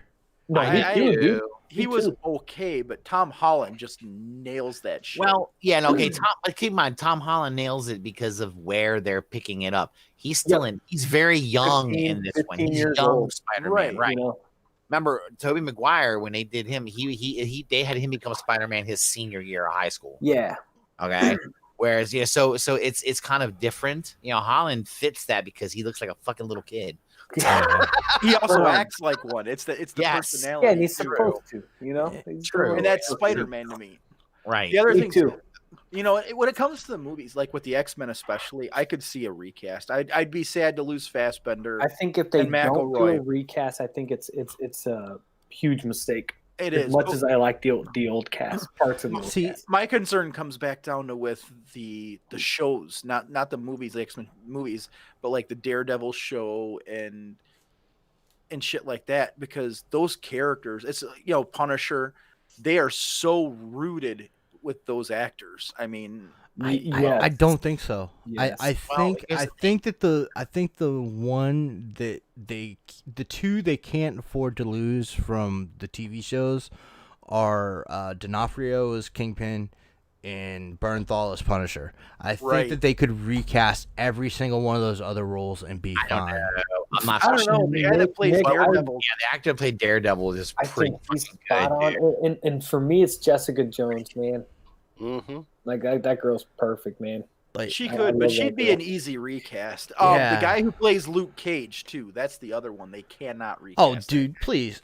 You know who was just in a Fox movie that they could recast as an awesome Luke Cage? Who? Terry fucking Crews. Dude, Terry Crews. Oh, would I be love awesome, Terry man. Crews. I Terry don't Crews think- would be a dope be Luke awesome. Cage. You don't think Terry Crews is like a pretty boy, like too much of a pretty boy? Terry Crews, man. Terry Crews, dude. Compared to Matt Coulter, no. No, I guess not. Okay, I don't know. I guess I don't know. I mean, man. if you're going to talk about, Matt Coulter, he's not going to, Yeah, he's not. How do I say this? He's Hey, not go going to ahead. fucking be losing any phone numbers to Terry Crews. Is what I'm trying to say. No. I Just understand what on- you're saying. Just on profile, how he looks. Yeah, appearance. I got you. I got you. Yeah. You're saying he's an attractive guy. I got you. Oh, he's a handsome man. Yes. Yeah, he's a handsome man. I got you. That's good. Yeah, and it's not even about that though. With Luke Cage, Terry Crews has a very over the top personality. Mike Yeah. Coulter has that real chill, laid back, kind of menacing.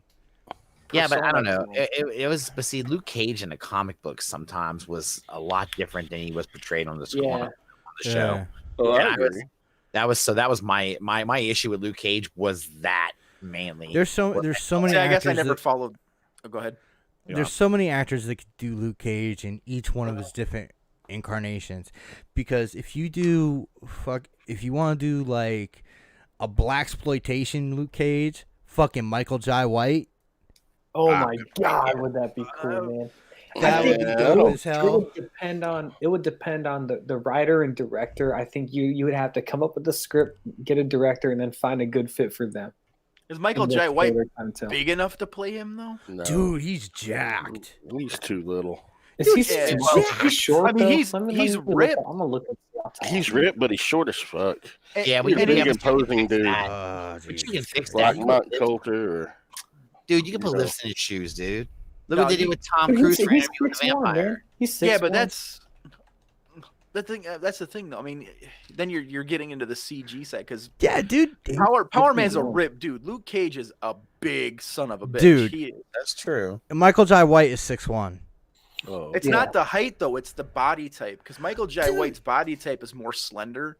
Well, He's that's slender. right. I You don't think think he's he's a that slender, great.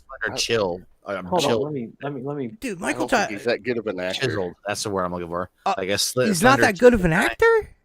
I don't think he's that good of an actor. No, I don't. You never saw Tyson? I haven't seen it. No, so I'm basing it on things I have seen him in. Tyson, Blood and Bone. I think he's a pretty good actor. Yeah, man. I didn't like say him he was terrible. I just don't Yeah, think I he's as like good as. Dude, he's ripped as hell. Fuck it, cast Damon Hansu. Oh, dude, he's already He's Korath. already in the universe. Dude, if they hadn't cast him as Korath, though, he'd be a dope brother Voodoo. Oh yeah. Ooh. Hey, so like my thing with all those, if they gotta wait 2 years, wait 2 years because they don't need those characters right now. They don't need those TV shows. No, right now, because especially they with need to all be this new bringing shit. in Yep. X-Men and Fantastic Four. All right, so we'll move on. So given that Disney has, go ahead, Nick. Oh, just because he said Fantastic Four, that was announced to be in development today. Yep, and I think that's going to be It's going to be a Silver Surfer origin movie, which allows them to more on that later. Really? At the end of Endgame, if Galactus shows up and then they do a Silver Surfer origin movie. It's the fucking fantastic. Okay. They're gonna do a Silver Surfer origin movie. You want to waste a movie on that piece of shit? Go ahead, but please don't make the Fantastic Four movie all about the Silver Surfer. I hope they do not do that. Well, that's the thing. That's the thing, Russ. Man. If you put him in his own movie, you can let the Fantastic Four do something else. Right, you can put him in his own movie. Get rid of him. Get rid of the little silver prick. Go away. With the special effects that they've got now, like looking at Godzilla and King Kong, if they just did the very first issue of Fantastic Four as a movie, that would be box It would be office. pretty cool. It would be pretty cool. And then you get oh man, I'm just trying to think of who could play Mole Man. Danny DeVito. That's what I was thinking, but Danny DeVito would be fucking amazing, dude. That would be good. Come on, that would be good. That would be a good Mole Man. I think he'd be all right. I'm just trying to think. Who else? You can make anybody a short, squat fucker though. Again, CGI. Yeah. You can do that. So you can do it with It's more about the personality though too. Yeah. And Danny DeVito, I don't know if Danny DeVito's personality would fit the Mole Man. He's getting up there in years too. Yeah, he is. A little long in the tooth. Long in the tooth. Yeah. Long in the tooth. Get out of here, y'all. I love that fucking phrase. That's good. I mean, now that Disney has the whole Marvel universe, pretty much. Yeah. What thinking of with their streaming service, what movies do you think are gonna come next, or do you want to see movies? We'll say TV too. Dark Phoenix is coming. That was done with the old studio, wasn't it? Right. That was done with Fox, and it's still getting a theatrical release. Yeah, it's gonna be. It's the New Mutants one that I don't know. They're saying that the rumor is that New Mutants might go straight to Hulu movie. Right. Good. Give us Uncanny X-Men. They need to just shut up and do it right. That'd be a good movie title, man. But like we're talking about Fantastic Four for movies, and I think it would be better as a TV show. Think so? I really do. Yeah, and Nick, if they did that, or if they did Fantastic Four as a movie, do you think that they would do that alongside with X-Men, or do you think they're going to do one and then the other? I think X-Men lends itself better to the cinema. Like, Well, especially after the 3 failures that have been the Fantastic Four when it comes to the movies. yeah. You know what? Episodic though. Nick, I kind of agree with you on that fucking Fantastic Four. I really do because to me, the Fantastic Four are set up to be episodic. If you think about it, they're perfect. That's what they're perfectly set up for. In fact, each one of their comics was almost an episode to episode. Yeah. You know, it was really good. Whereas the X-Men, it tends to be a very long arcs. Kind of builds to events. Or... Yes. Yeah. And kind of shit. So you could see why that might not work as well as a TV show. But fucking Fantastic Four would be great, actually. God damn, it'd be great. Yeah. Well, and you know who's not working right now on anything that I know of? Bryan Cranston is Reed Richards. Dude, I've seen that. I've seen people. I love Bryan Cranston, but I don't think we need to make Reed be like pushing 60 starting out. I don't know, man. He was always portrayed as like 20 years older than the rest of the cast. I know, but still. Well, he was a little bit older. I mean, man. Well, here's the big question though. Didn't they mention something about after this current MCU run after Endgame is done, they were gonna go more cosmic? Yeah, they are. Yep. Which means the Fantastic Four. And we're getting Silver Surfer. And I think that Silver Surfer announcement is like just the first domino to fall in all these movies that they've been working on, that they've been writing, and they've been probably. Well, we'll get to more of that. That means we're getting Galactus too. Well, we've been introduced to Celestials and shit already. Right. Galactus and all those other fuckers are. And they're doing an Eternals movie. Yeah. Now, does this mean we're gonna get Jolie's attached to that? She'll probably be playing Cersei. Rumor wise, yeah. Does it mean they got the rights back to use Adam Warlock again too? Because wasn't he part of it? I heard they did, and I heard Zac Efron is a rumored to play him. There's been 3 rumored actors: Zac Efron, Mark Hamill, and who was the other? Mark Hamill's too old to do Adam Warlock. Well, I don't know. I love him. You guys gotta understand. Y'all have to understand though. When it comes to a character like that, you can kind of fuck with him to make him look young. Christopher Lee was Count Dooku. True, and yeah. Yeah, and James Spader was Ultron. You got some clingers in the Batcave there, Rob? Huh? You got some clingers in the Batcave, do you? Allergies. Okay. No, all my shit stuffing up, dude. My ears are starting to plug up too. Yeah. No, I see what you guys are saying about the actor, but I mean, I don't know. I always think as long as the actor is good, it really can be a good actor. You can fuck their age, man. You can do makeup and shit and fucking make them young. Yeah, man. It's not that I worry about so much. It's just their longevity. And people dying. Oh no, that's dude. The day Mark Hamill dies, I'm gonna have to take like a week off. Yeah, I'm gonna. Carrie Fisher passed away. I was pretty fucking. It was sad as shit, dude. Yeah, but there's a difference. Yeah. Carrie Fisher put everything under the sun up her nose. You know. No. I understand that. I get that, and I know what you're saying. And that's probably why. Did you see the autopsy report? I didn't. Toxicology was nuts, dude. She was still partying hard. Dude, she was a fucking bad bitch, dude. I love her, man. She had new Disney money, dude. She had to spend something. Hell yeah, dude. You know, but I mean, I think that with him, he's a little. I mean, I'm not trying to say she wasn't a beloved. She didn't play a beloved character. I know she did, but with him, Luke Skywalker, wow. Not to mention, he's done other shit too that people know him for. You know, that he's really popular for doing, and it's kind of like, you know, when that guy passes away, we're all gonna be fucking sad, dude. It's gonna be a depressing. Yeah, dude, he was the trickster on the Flash. Yes, dude. Gort brings up both the original series and the new series. Yeah, that's right.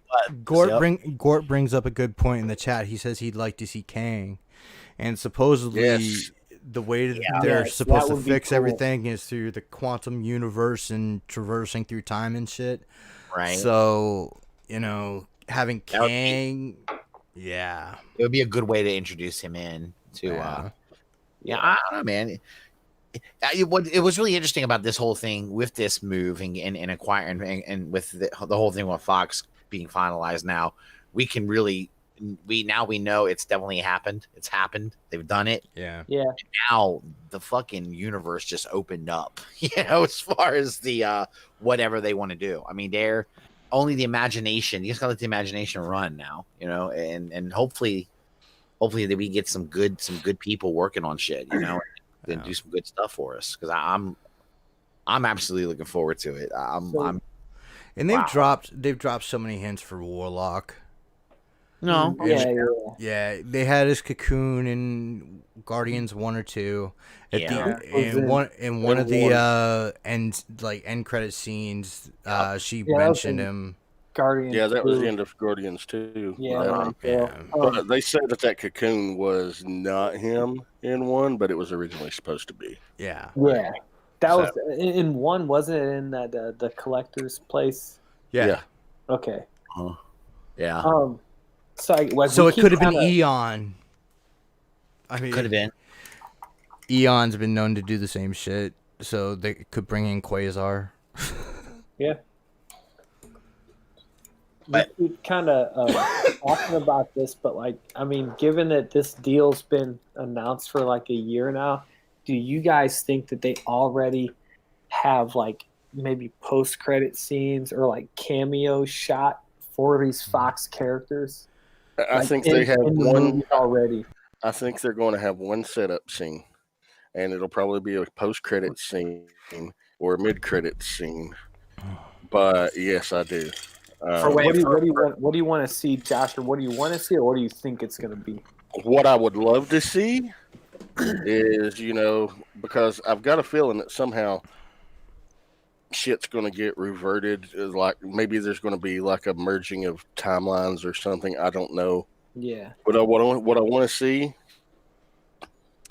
is, whoever survives at the end of the Avengers standing in New York, whether it be at the old Avengers Tower or some other large structure just looking over the city, and across the way be a skyscraper with a big 4 logo on it. That's enough to set it up right there.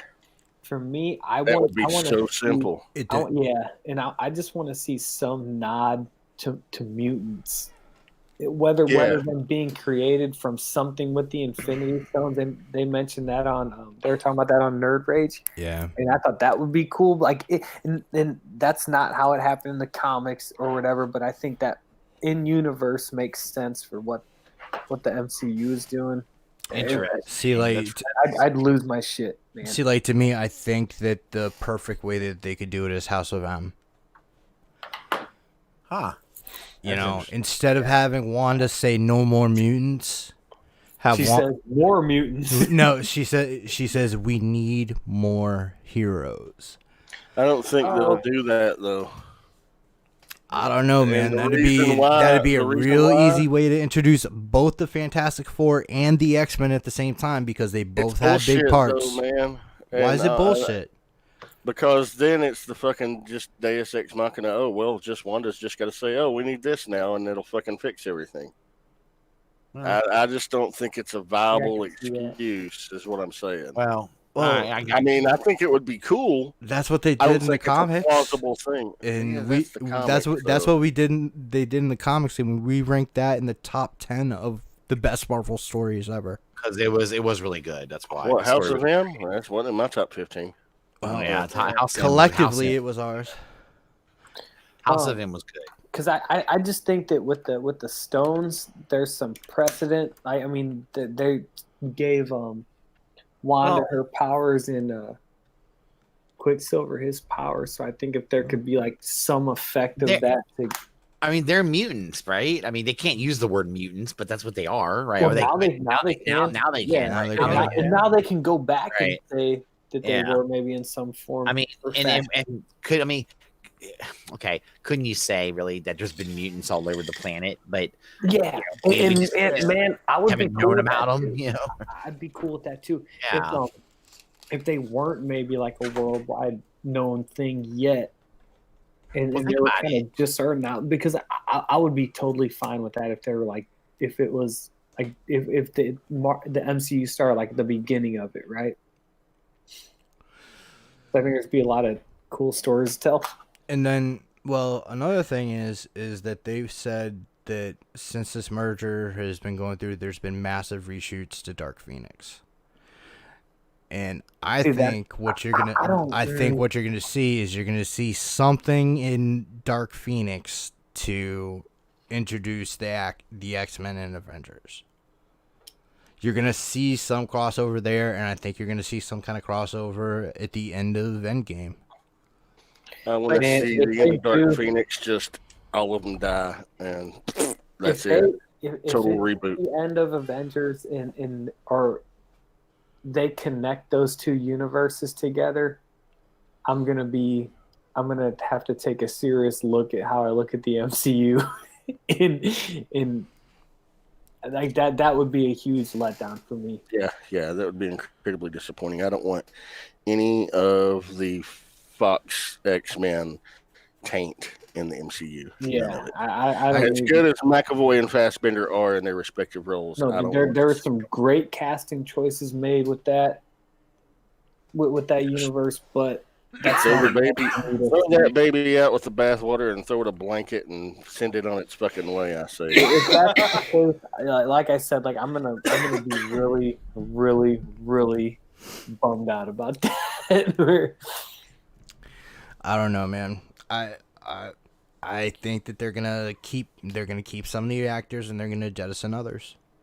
I respectively hope that you're incredibly wrong. Why not you? Right, though. Prime in the chat kind of said that too. Said Disney wants to put their own stamp on it. They do, but I would say this: Nick has a point though. If an actor is really plays a role really well and they're good at it, why are you just gonna like say, well, fuck it, we just want we just want to go, bring in a whole other kind. It's going to cause enough brand confusion already as it is.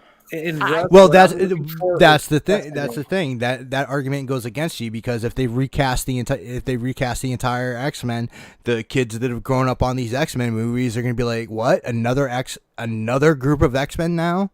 It'll be the third reboot of the entire franchise. Yeah, if you keep some of the actors that are in important roles and then recast around them, you have a solid foundation to go forward. I think for me, like what I look at with this and when I kind of plan out how Disney's thinking, I just look at precedent, right? The one precedent we have is Spider-Man, and they didn't pick it. They didn't continue Andrew Garfield on. They didn't pull him into the MCU. That's true. They scrapped all that shit when they had sequels in but Amazing Spider-Man 2 was a failure. Okay, I mean, it made money, and they had a Sinister Six movie script written, directors attached, actors attached, and as soon as Disney was able to use Spider-Man, they scrapped all that shit and got a brand new actor. I get what you're saying, but hold on. Precedent. Wait a minute, Sam. They got a new actor though because they did a different Spider-Man. You got to keep in mind exactly. So they're going to do a different X-Men. They did Spider-Man when he was really like they did a version of Spider-Man when he gets his powers when he was like a 15-year-old. Yeah, but I mean that's only a 2-year difference. Garfield was 17. That's a huge difference, Josh. It's a big difference. It's 2 extra years of high school growth of him being Spider-Man, really young as a kid. You have to get somebody who's young. Russ, what you're saying is Disney said, this is a Spider-Man we're going to do. Well, yeah. They couldn't do that. They had to go in with Sony and do it. Right. Sony had to make that decision with them. Disney did not have carte blanche to recast. Yeah, Amazing Spider-Man 2 was canned. Like you don't think that Disney strong-armed them and was like, if we're gonna do this, because like Sony was in a win-win situation with that deal. You don't think they were like, we're recasting whether you want your guy or not? Well, I'm sure they said, I'm sure it was discussed. I think it was a discussion. I can't believe Disney would say, "Hey, you're gonna take this guy or F you." You know, I don't Dude, see that happening. Disney will do that because they can, because they got the resources. But the thing, they don't have the right though. Sony has Spider-Man. Disney wants, like, I think Disney wanted it as much as Sony did to do that. No, definitely they did. That's why they paid up to get that character. Yeah, they both wanted it though. It's not. I mean, I could buy what you're saying if Sony was the one who pursued it alone, but it wasn't. Disney wanted this too. They wanted it. But Disney wants the X-Men, and they want the Fantastic Four, obviously, because they literally bought Fox. No, true. Right. I know. I don't think that they're gonna. Like, you might be right. They're gonna bring in. You're probably right, but I they literally bought the parent company. I think as far as confusion, I think it could cause more confusion if you're just changing the actors again for a third time. I don't think that the kids, and I mean, like, I work with kids, and like everybody knows who the fuck Groot is, in Rocket Raccoon, and Captain America. I don't know if those kids know who Cyclops is, even though there's been. I bet they know Wolverine. The last few I bet they know Wolverine. If they've seen Logan, he's dead anyway, so it doesn't matter if they recast. Yeah. Dude, he has a healing factor. Kids don't give a fuck, man. Wolverine has come back so many times, dude. That's his shtick. That's true. Yeah. I just don't think that Disney bought Fox to play this halfway meet me in the middle game. I think they bought Fox to do what they want to do with the X-Men. With the Fantastic Four, I do too. I think they did too. What I'm saying is, I don't know that it would hurt them. It wouldn't hurt any if they didn't go crazy on the whole. Everything's got to be flushed out. I don't know that it has to be, but you may be right. They probably want to. They're keeping Deadpool. Well, they have to keep Deadpool. You know what I heard? He said. About that, by the way? I read an article the other day. Kevin Feige said. Yeah. The only character that will not be rebooted in the MCU is Deadpool. Keep this in mind, do you? And I don't know if this is true or not, but I heard that a certain actor pretty much said right off the bat, if they try to basically PG him or screw around with Deadpool, he's out. Okay. Oh, I know. Now they won't do that though. That's their money maker. Listen, I don't know about y'all, but that's a role Disney cannot recast. I'm sorry. Not a chance. And that's $1.5 billion in those two movies that's made worldwide. They're not going to leave that on the table. Not at all. And they will. I think they're going to give him the fucking world if he wants it. Yep. Okay. And these other trash films, sorry, they're like, yep, you're in the disposal. You're in the disposal. You're in the disposal. Total recast. I mean, that's what they've done. Yeah. I mean, you guys are probably right. I disagree with Nick though, as far as I don't know that you have to go with a total recast, but they probably will anyway. I mean, whatever. I think that your average fan knows the MCU proper in what it is. But the thing is if you look at it from a smart point of view, you give people that are already familiar with the X-Men something familiar, and then you add something new. You can recast McAvoy and Fassbender down the road, but give the two bright stars of those trilogies. You bring them over. Yeah. I disagree, man. And I don't think they should, but that's my one regret of this whole deal is that I think that I wish that they could have found some, or like they just would have came in later after they bought Fox, because I think those two are great in both those roles. They are, but there's too much of a bad taste from the last X-Men movie in everybody's mouth for them to try to salvage any of that. I mean, like box office and critics. So, Yeah, I know what you mean. I kind of. I mean, Disney, they're looking at. Yeah, but hold on. And by the way, Josh, I know I agree. I kind of see what you're saying. Box office performance is it hasn't been very good. I mean, as far as it hasn't been what they needed it to be. Okay, but that doesn't, because it performs badly at the box office, doesn't mean an actor didn't nail a role. I mean, I'm not saying that at all. Okay. I think McAvoy and Fassbender are the only two. Right. So and Nicholas Hoult as Beast, I love those characters, but I don't think you just keep those and scrap everybody else. I think you need to scrap the whole. Yeah. Okay. So which X-Men movies are you calling failures? I didn't say it was a failure. I said it was trash. Well, calling it trash means you think that it failed. I'll be back. No, right? Calling it trash means I thought it fucking sucked. Okay, so if it sucked, they failed in getting universally panned. Okay. Apocalypse was garbage, man. Okay. And I hate to say that because that's my favorite villain. I had such high hopes for that movie. Yeah. It's a piece of shit. Guess what? Apocalypse still made $500 million. Yeah, because people saw it opening weekend, first couple weekends, and then they're like, "Oh, 178 was the budget." Days of Future Past, but then they saw, "Oh, it's not as good as Days of Future Past." And it was a piece of shit. So you don't like one of the three movies, then, right? I don't like several of the X-Men movies. Which ones?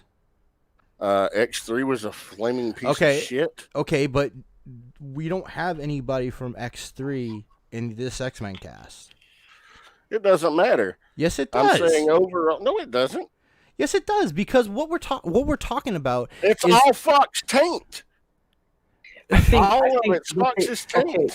I think if they would have done X-Men First Class and then just went new from there, then you could do a tie-in. But then they tied all that shit back to like the Bryan Singer movies, and I think that made a big convoluted mess because that whole series was a convoluted. Because like in X-Men 3, what was that one called? The Last Stand? X3, The Last Stand. It showed Professor X and Magneto in like the 80s, and they looked both old as shit. And then like this movie takes place in the 90s, and they look like 20 years younger than they did in that movie. So I think like it's just a mess. It's just a convoluted mess, man. And I think that they would be remiss to not to try and salvage that, basically. But what are they? What do you think they're salvaging? Nothing. Salvaging the brand. I'm saying, what's wrong with the brand other than the name? What's wrong with the brand? I think it's the inconsistency with the movies, the muddy and muddled timelines in the movies. Because like I literally don't know what's going on in a lot of those movies. Okay. Like because of the timeline, and I'm not an idiot, and I'm not a genius either, but I think the timeline is like they I don't know. Here's the deal. They made money with the X-Men movies. Yeah, they made money with the Transformers movies over in the Bayverse too, but that doesn't make them fucking good either. No, right, but there was a decline in the box office for the Transformers movies. That decline didn't happen until 5, though, because but that was a precipitous fall. Yeah, I mean, it was they were making more and more with each one until 5, and then 5 just. I think Disney definitely cares about money, but from what I've seen from Disney with Marvel and with Star Wars, like they care about the product that they're putting out. Absolutely. Like I think they want to put out a good product, and I don't. And none of those, the current X-Men verse, the Fox X-Men stuff is not a good product. None of them X-Men movies. I mean, even like they did the same thing in the Transformers movies. They were good for a drunk popcorn flick once or twice, and everybody went, "Well, this fucking blows." And then the continuity between them was fucking terrible. You can't even. I mean, watch them individually and ignore the other ones. You have to be a little drunk, and you have to just write off any hope of any sort of story. And it's okay, some cool shit's happening on the screen. That's it. That's all they were good for. And I mean, but they had good. They've got it. But they had good individual performances in them. They fucking blew. They had- so you're they saying had some Mac? good actors. They had That's some what I'm good saying. Actors. That's it. They had 2 or 3 good actors. They Right. had fucking Hugh Jackman. They had Fassbender, and they had McAvoy. Nicholas Hoult, and Nicholas Hoult. Okay, That's so those are 4 solid performances. But you give 4 They solid are. performances a bunch of shitty writing, and it's still a bad fucking movie. You know what? The X franchise over at Fox, what it gave me, to quote Quicksilver from Days of Future Past, whiplash. Because my head's all over the fucking place trying to keep up with that convoluted fucking mess. I think Yeah. it kept going back from screenwriter to different directors, so they kept doing this back and forth of whether or not they were going to move forward or go back to the old stuff. And like even in Days of Futures Past, like when like the old cast came on the screen, like when they were going like in the future scenes, I literally like rolled my eyes. I was like, get away from this. Like Yeah. this is not what you need. But it made sense for the story. It made sense to show older versions of the X-Men. It didn't have to Yes. be the old cast, though. Exactly. Like they could I don't show, understand. give me an old Wolverine, give me an old Storm, give me an old Professor X, put Michael Fassbender in some makeup and make him look old. But when it's Ian McKellen and Patrick Stewart, then it ties it back to the Singer movies. Right, Which but And even people love to Class separate they it. got away with. Yeah, I thought But that the was thing- that was originally if First Class was intended to be a reboot. people loved Jackman's Wolverine. People loved McKellen's Magneto. People loved Patrick Stewart as Professor X. So it's the same thing that I'm talking about here with It's like, Fox and Disney. And Nick, the I thing do, and the but, thing and the thing that kind of that pretty much disproves that Disney won't recast the entire thing is we still had a Mark Hamill Luke Skywalker. We still had Leia. That's apples and oranges. No, man. not at all, dude. They Yeah. could have told. They Absolutely could have apples told. and They oranges. could have told this entire new trilogy story and cut them out. And there's no way in hell the nerd community in the Star Wars universe is going to let you do a do a Luke Skywalker and not cast Mark Hamill. Yeah, they you will can't. boycott the fucking movie. Those are you can't make those comparisons. I don't know. I just can't get past the fact that the X-Men movies made money. But the thing is, they already recast those characters throughout the X-Men movies. And this would be the third time of a complete recast. Yeah. The third And time. how many actors have played James Bond? James Bond's always been successful. X-Men's not No, going it to suffer from a hasn't. total fucking recast. James Bond has not always been successful. The end of the Roger Moore run started losing money. The Timothy Dalton movies lost money. They had to hire Pierce Brosnan. They had to hire Pierce Brosnan. They had to hire Pierce Brosnan to rejuvenate that franchise. And he did. He's the one that brought it back. And then Daniel Craig just fucking punched it right in the mouth and said, Right. "Watch this shit." Right. Yeah, and Daniel Craig was really good. But I see what you're saying. Some characters are some things you can do that with, Josh, and pull it off. With when it comes to the like Marvel movies and or maybe movies based off comic books, I think we get attached to the actors playing the roles a lot more. Yeah. I agree. And I He think those actors are wonderful. probably makes a good point too. They've recast fucking Fantastic Four too. Yeah, I know, Yeah. and probably And all of the Fantastic Four movies failed. They failed. Right. They made didn't- money though. No, they did not. they lost. I thought one of them The lost Fantastic, money. At least. Fantastic.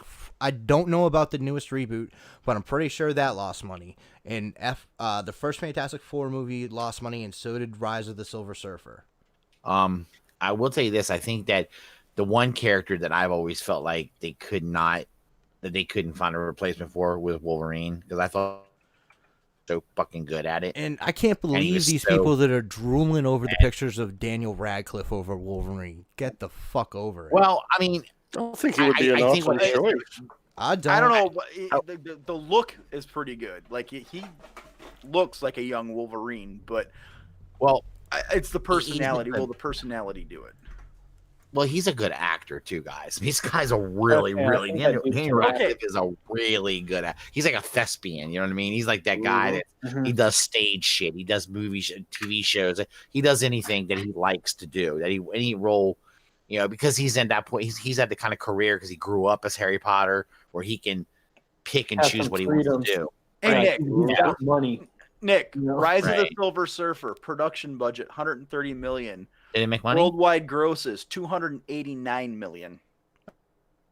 So it made money. Okay, it made Okay. a Well, but you got to keep this in mind. What did it make in the United States? That's what I want to know. Like, does it say domestic? Domestic was 131, so it cracked just over budget. That's yeah. See, they look. They you know what they want for a successful movie? They want domestic to double what it Oh, I costs. know. to make a Yeah. movie. And worldwide is bonus. That's extra candy. It needs to double to be a successful movie domestically. If it doesn't double, if it comes near double, it's still considered successful. But it really needs to double or more, for it to be considered a really good success. That movie, it probably did okay. It probably did okay, but I guarantee they didn't make a ton of money on it because by the time you put through all the promotion they put into it and a lot of other stuff, I mean, Well, you know, it's in the recent reboot of Fantastic Four, the budget was That one. 125 million and it made 168. okay. Then Now- That's that is completely failure. different. That's completely different than the X-Men movies. Right. That's a complete failure. If it only made 168 and it cost like 125 to make, that's a complete failure. The one that made the least out of the three new X-Men movies was First Class. Really? That's the one that made the least? Yep. That's You like- know that- why it that's made the my- least? Because it was coming off of that shit X3. That's like my favorite X-Men movie. That's that a they good made one. at Fox. Good I like movie. First Class. That's my favorite one. I So love that I don't know, movie. man. The original X-Men budget 75 mil, domestic box office 157. That's about That's- the same as that's what the about- original that's- 05 Fantastic Four did. that's double. That's pretty good. That made and that. Wait, that's- whoa! Very or like that was like the first. You're talking about Oh, the? Are you talking about the first like Patrick Stewart, Hugh Jackman, Rebecca Romaine? Yeah, that the one? very first Okay. one. Is Yeah, that I'm what- saying that made 296. That's That could be worldwide. I'm worldwide, looking at yeah. domestic. He's like a domestic, and like I said, if you double what you did domestic, and how much did you say it cost to make it? 75. 75, and they What? made 150. Yeah, something? looking at Last Stand, That's- budget that's- 210, domestic 234. Origins Wolverine 150 to do, 179 domestic. First Class Yeah. 160, domestic box office 146. Yeah, see this. I mean, Yeah, they but they Days of made- Future Past made 33 million domestic. They did not make that much money. no, over they Fantastic didn't. If Four. you- They if- didn't. And I guess I was looking at worldwide because yeah, when people talk box office numbers, that's usually what they talk is worldwide. typically, So- but in order, but I'm telling you, the way they deem a movie successful is what it does domestically first. Worldwide is great, but that's like I said, that's extra topping on the cake. They look for what they do domestically first. If they don't double what they put into it domestically, it has to do insane worldwide to make it a really successful movie. It's not like they look to make their money back domestic first before they do anything else. And the thing Um, is and- that Talk- mark after the production cost versus the domestic take, that Yeah. doesn't take into account the marketing campaign, all the marketing and the press Right. junkets that True. they do. That's what I mean. That's not part of the making of the movie. So you're right. It's kind of, there's a lot of stuff that goes in that where they might lose money on. Right, but look at now look at Apocalypse and look at Future Past box office. Okay, Apocalypse, $178 million budget. Right. Domestic box office 155. Okay. And what did it do Worldwide, what did it do? Worldwide, the numbers are always a lot higher for It did X-Men for half some a reason. billion Did it do, dollars. like- Okay. Now let's say if it makes that worldwide, that helps recoup. That's good. That's what I'm That- talking about. And if you look at it, that's for Apocalypse. What about Days of Future Past? Yeah, Days of Future Past shot way up worldwide. It was 747 worldwide. So So we're this is- looking at domestic sales, which is normally their core market, and which is Well, where it's- Disney is going to focus. No, it is. It's where they look to they want to make their money back domestically first, and not just back, and then some. Like I told, and I'm serious. Like that's why with the Transformers, like the last Transformers movie, the Last Night that's one, right? The Last Night, that was a shit movie. We all admit that, right? It was a horrific movie, but that movie, believe it or not, worldwide, it still made a lot of money. It did. I mean, it caught in China. In China, the Chinese love that shit, dude. They love it, man. But even domestically, it did pretty decent, but not enough domestically for them to say it was a really good success, And that's what I mean. So it's kind of like, it's weird. I think it depends on where your stick is, man. Like Fox probably had an expectation. Up your butt. I don't get where you guys are coming up with this argument, because just looking at Avengers, the Avengers movies, half their gross is overseas. No, you're right. And I none of them made they're all called $1 billion movies. None of them made $1 billion in the United States. No. I know that's not what I mean. But what did they make back double their budget that they put into the movie in the United States? Let's see, Avengers. Yes. Okay. Once you do that, it's considered a success. And then anything else, all the extra money they make, that's cream cheese. That's like that's all right. Bring it on. It counts. That's hookers and blow money. Yeah, you know what? Gort makes a really good point with his kids love Fortnite too. What I want to see with these X-Men flicks is how much of that was nerds like us going to see it like we do the Avengers and MCU shit versus how many of it was parents taking their kids to see a superhero flick. It's like we go to Target, we go to Walmart and shit. Like we see the toys, we see Halloween costumes it out. Like I see Avengers stuff, I see MCU stuff, I don't see X-Men stuff. Yeah. I don't see Fox X-Men. Well, that was Marvel wasn't allowing them to put shit out. Yeah, that's true too. So without toy tie-ins and the rest of that, and with them putting the X-Men comics on the back burner and just writing horrific stories, those X-Men movies still achieved. And they did. You're right. Even if you want to say that they're good, like to me, it'd be like if in the Justice League movie, if they had Christian Bale as Batman. Okay. Which is not what DC was trying to do. I'm not saying that Christian Bale's Batman's bad. I'm saying that was my favorite interpretation of Batman, but that's not the Batman that they wanted. Which is what I'm trying to say with Disney. I don't think this is the X-Men that they wanted. You might be right. That's the thing. They want the continuation. They are not. You know what I mean? They want a continual storyline. They want to work it into the MCU. They want to be consistent. I mean, fucking Medea movies make a boat ton of money, and they are terrible. But funny, but terrible flicks. Rob, you hit what I was about to say. I was about to say though, there's a lot of bad movies that make a lot of money. Yeah, it's happened. Yeah. It happens because even 40-year-old virgin. Come on, dude, I love that movie. Yeah, I like that movie too. That's right. I brought up the Bale Batman because those are good movies. They made a lot of money, and they're my favorite movies. But I don't think that's what DC was trying to do when they like once Man of Steel was out, and they wanted to do the Justice League. I don't think that's the Batman they wanted. I think say with Disney in their MCU. I don't think this is. Check this out though, Nick. I wonder what you think of this though, Nick. Do you think? Okay, I kind of agree with you, Nick. I think they would do themselves good by keeping a few of the actors that are playing roles. But I also understand the want to reboot altogether and redo the whole cast. But if they do the whole cast and they they just totally redo the X-Men. I mean, do you think that's going to be a failure, or you think it'll definitely succeed? No, I think right now, whatever they do, whatever Marvel does, is going to succeed.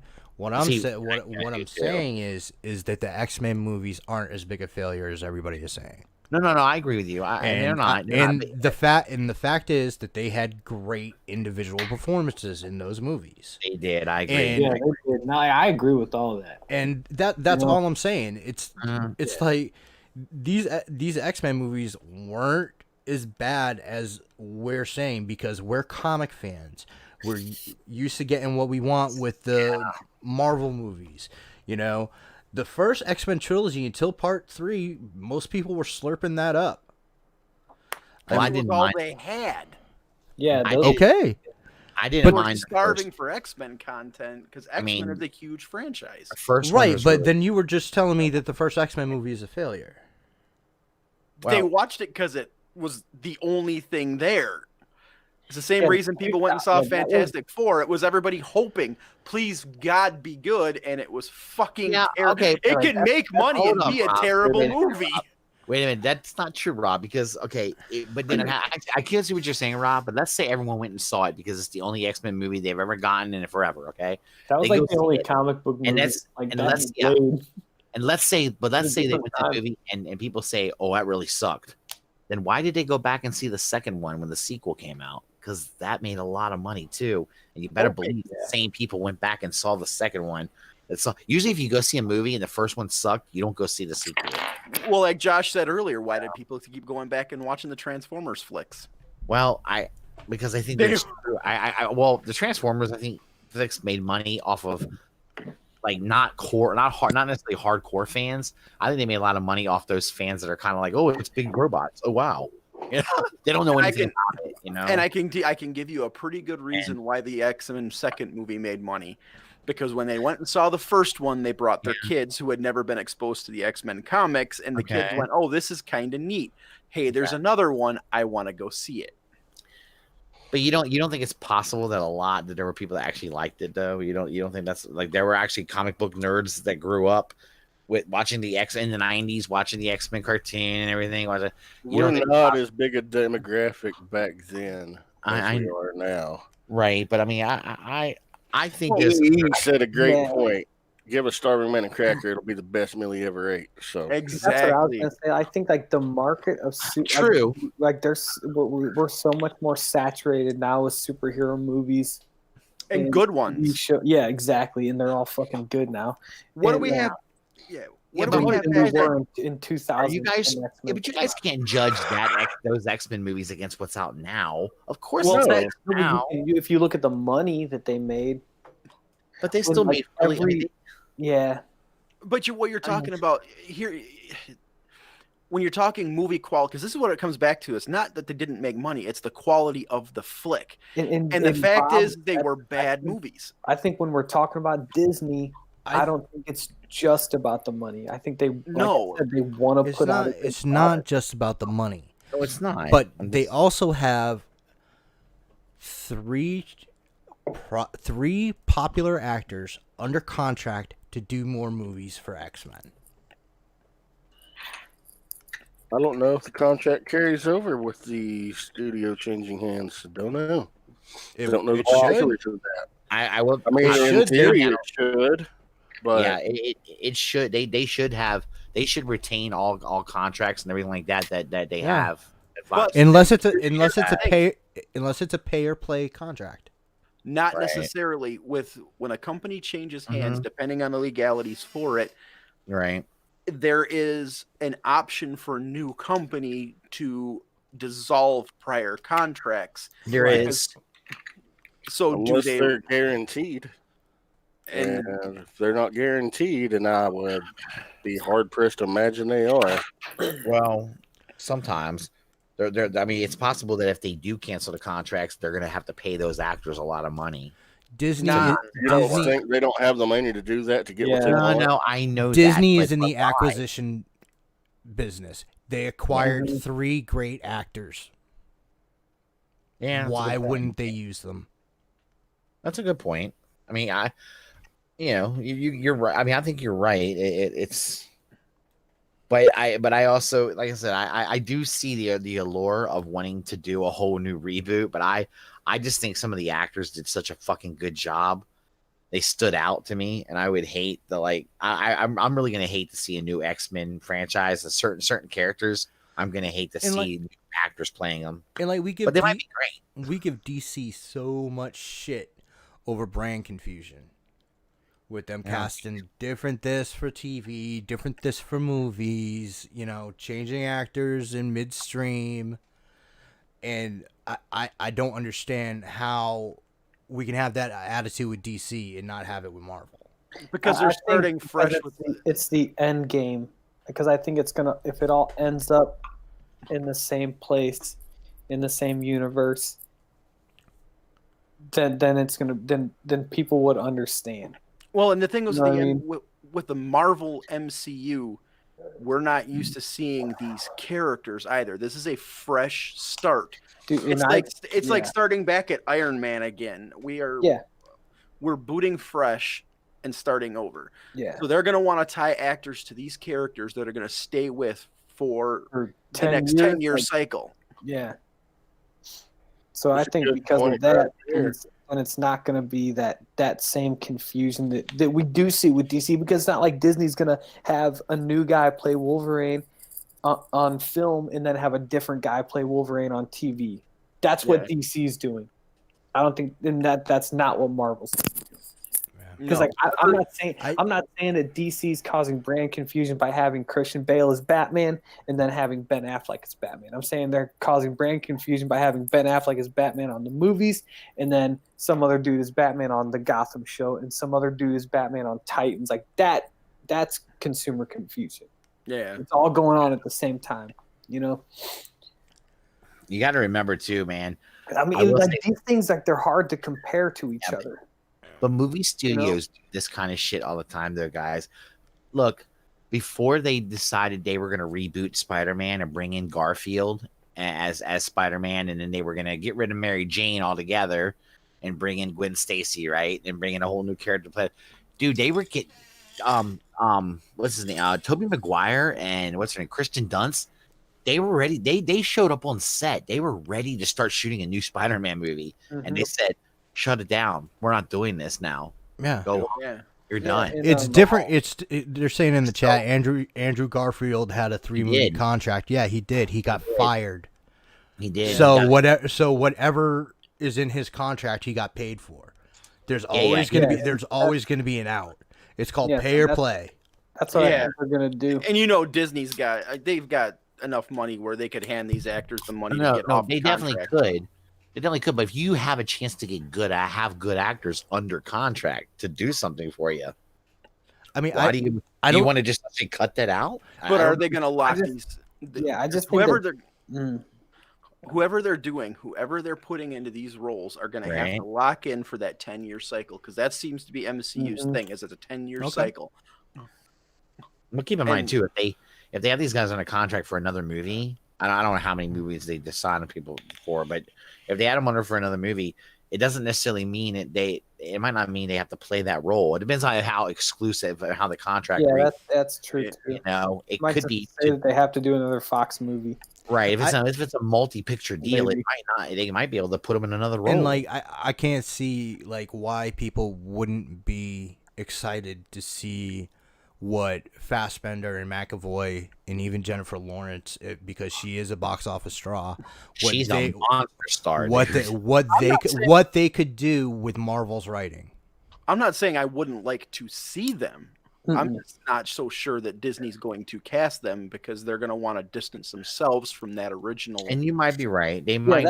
That's like what I want to say too. Is I don't think that those actors. I think they're all good. I don't think that them having Disney resource behind them would be a bad thing, but I think if Disney wants to really bring everything under their MCU umbrella, that they need to do that clean. Yeah.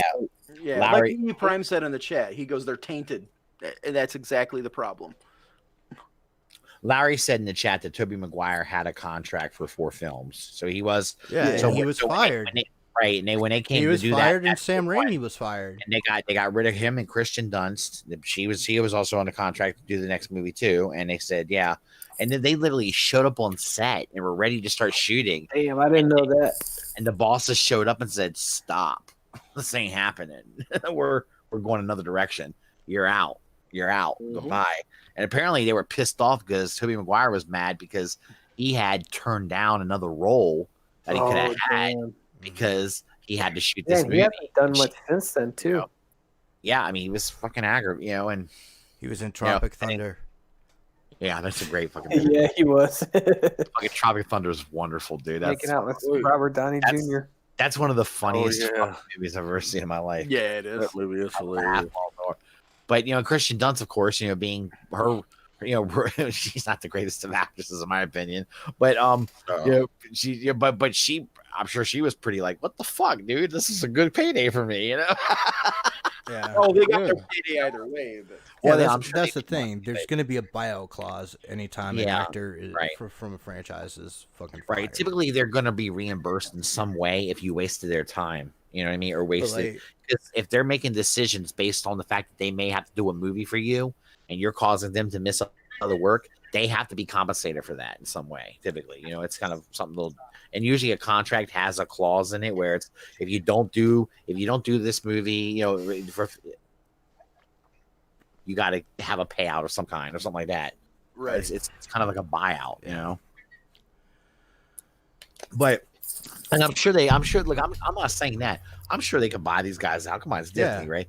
But my point is, if you have these great actors under contract, though, why lose the asset? Utilize them? Yeah, utilize Because they're tainted No, okay, but then how are they tainted? by inconsistent storytelling and just bad movies. They want to start over. That's what So- we've been saying. Okay, so you're saying that James McAvoy was bad in those movies. No, It's not that he was bad. okay, No, okay, boys have no. said that. Then how is he tainted?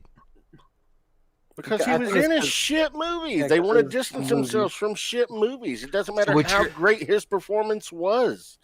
You I roll a just- fucking turd in glitter, it's still a goddamn turd. No, that's not true because That's it's not glitter. true. Glitter, He's glitter not improves the everything. turd. He's not the No. turd. No, Fox's he's not. interpretation No one's of the saying that. movies was a turd. No. Not his performance, not McAvoy's. I've never Performance. said McAvoy or Fassbender or Holt did bad jobs in those movies. I thought they were But- great. The movies themselves were fucking bad. Their Yeah. performances were great in bad fucking movies. Nick, But that doesn't make a goddamn bit I of see what you're saying, Nick. importance to me.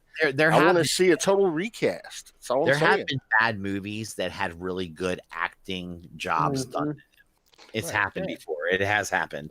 So it sounds like what you guys are saying is those actors did a wonderful job, but the rest of the shit around them was complete garbage. Is that what you're saying? Basically, it's like Yeah, that's what I've been saying for the past hour. Yeah, but I didn't. I thought you were just hating on the whole movie. Kind of. I didn't really get that you were saying that you're saying the acting. Those actors played those roles really good. Awesome. They Yeah. were awesome in those roles. That's what I've been saying, So man. I I've think been that they saying are the bright spots in pieces of shit movies. So would you say Here's that a they good one. Here, Idris Elba. Everybody loves him. He's a great actor, right? Right. Absolutely. Y'all ever watch the Dark Tower movie? It's fucking garbage. Uh-huh. Nobody Well, says that's- shit about Idris Elba being a bad on, Andy. actor. The I hated that movie fucking because blew. I read the. I read the. But I you'll read the go book. see the next Idris Elba movie, won't you? Yeah, Especially- but it ain't gonna be the fucking Dark Tower. Right. Yeah. But you'll go see the next movie he's in. That's what I'm saying. But the point is, This those is that, actors, how does that come into play at all? We've not once said we're never going to go watch James McAvoy in anything again. We're never going to watch Fassbender in anything again. We've Well, not said I that think the first fucking time. no, they're fucking great, but I they're representations of the character. What you see on that screen as that character with that actor was tainted by really shitty writing and really, really shitty. You're trying to movies. say that even though they played the role amazingly, because the rest of the shit around them was bad, if they get put back into a new X-Men movie and they play that role again, that it's going to taint the new movie. Basically, it's going to make the whole movie bad because they were in a bad movie once before. Yes. But they played the role amazingly. But they played the role amazingly. They were so good at it. They stood out. It was good. Same thing with Affleck and Batman. I like Affleck as an actor. That But was not good writing. Well, It- I'm not Hey, gonna go boycott hey, Affleck as an actor. my Here's wife the thing. Here's Yeah, the thing. but if you heard that Affleck was going to be in, I don't know, say a fucking Darren Aronofsky Batman. Okay. Is it the same fucking writers? Is it a different? Is it a reboot of the franchise? That character's been tainted by that bad writing. That's what I'm saying. if it was a new writer and a new director, would you go see it? Probably not. So if it was You just said you liked Affleck. And I do like Affleck. I like Affleck, but his role as that character, people are gonna be hesitant to go watch it because when you say Darren Aronofsky Batman, I'm thinking of a one-off movie, which is not what the MCU is. So that's why. Well, I was just using a Darren Aronofsky Justice League movie. Okay. Am I gonna go see it opening day? Hell no. Yeah. But what I'm saying is, here's the analogy that I would like to make. You know, who here is familiar with what was that? Okay, who's familiar with Katie Morgan? You guys know Katie Morgan? Yeah, the porn actress. No. All right, I bet she can porn her ass off in a movie. That doesn't make the movie good. Yeah. All right. Okay. That's what you're looking for. That's what you're looking for. You guys want to go? Well, you guys want to go off air because I feel like we've been talking in circles. Let me just read this out. E Prime did this again in the chat. He said the X-Men movies are a perfect example of that. Russ, I guess he was putting it on me. God, why you single me out anyway? He said some great casting, some great individual performances, but as a whole, the X-Men universe failed. Yep. Yeah, right. So I think what you guys are saying, but see, Nick, what Nick is saying, what do you interpret as a failure? Like, it wasn't a financial failure. They did okay financially. It was a failure at being a consistent movie. Was it a failure at good story? But enough people went to see the movie, so they must have liked the movies. No, not necessarily. No, not necessarily, man. Listen, people, dude, you don't. Only one way to know. There are 7 billion people on the planet, Russ. I know, Josh, but you don't go see a movie and it sucked, and you go see the sequel if the movie sucked. You just don't. Most people don't do that. Dude, everybody goes to do out of hopes that it will improve. I've done that before. I've done that before. You've done. I saw Dark of the Moon in theaters. That's me too. That's exactly the reason. That is exactly the reason I went to see the X-Men second movie in the theater. That's Transformers. Stop bringing Transformers into it. Russ, it's not the same. That is exactly why I went to see X2. I saw X2 was a good movie. X2 was. I liked X2. No, so here's what happened. So like with X-Men, I saw the first one in theaters, and as a kid, I thought that was cool. I saw X-Men 2, thought it was great. Saw X-Men 3, thought it was terrible. I saw X-Men First Class because I thought it was a goddamn reboot. And then it was kind of a reboot. It was until Days of Future Past. They sold it as a reboot. They sold that movie as a reboot. 100%. Right. But First Class was a reboot. No, here's the problem. That's why I saw that after seeing what was that one called? Days of Future Past wiped it out of being a reboot. It tied it together. And Days of Future Past, and that was a good movie. But here's it muddied up that timeline even more. But here's the realistic side of this whole thing. When those movies came out, we had jack shit. Now we've had years of being spoiled by the MCU. Yeah, we've had years of being spoiled by the MCU. There are expectations now set in the fandom. And the people that are going to see that movie, there's an expectation for a quality of the movie that they did not have. Disney has expectations. I see what you did there. Expectations. No, okay, right. Expectations. They have expectations. They have expectations of going to see a good movie. Okay, and what I'm trying to say is that I don't think, like you guys do, that McAvoy and Fassbender are as tainted by the franchise. I think people would be excited to see them with new direction, new writing. Because I'm sure a percentage of people out there would, but I'm absolutely more certain that Disney wants a clean slate. Yeah, and like you look at how this. I mean, just the 5 of us on this podcast are split by that. I mean, that's a sample of the population, you know. And here's what you're going to run into with the general population. You're going to run into the case of all these people that know these movies were terrible, even though they might have loved those actors. They're going to see the trailer for this movie and go, wait, what? Is this I thought this was a reboot. Is this a continuation? Is it going to be more of the same shit? Yeah, I You're gonna see those I things think and go, fuck. I think that the consumer on this is going to be too educated because of the whole how big the Disney Fox merger is. I think you're giving the consumer being educated way too much fucking credit with that statement. Right. I think That's one thing consumers are tragically not, and that's We are- educated. us nerds doing this shit this deep and getting into that. We're about 10% of the actual audience that especially. It's easy to take our knowledge for granted, but Go ahead, Sam. We're sages, dude. Come on, listen to what we say. When you see a movie like that open up and then a 70% drop off the next week after its opening weekend, that's bad. That's really fucking bad. Well, which movie had a 70% drop off? Didn't Apocalypse have a 70% drop off from week 1 to week 2? I don't know. I don't know. Like, is it? one of them did. I don't That'd be remember the if it did or one. not. It might have been because Apocalypse. I didn't like Apocalypse. I didn't like that movie. I thought that was not. But I dismissed it as me being biased a little bit because that's one of my favorite X-Men story arcs. Okay, the whole Apocalypse thing.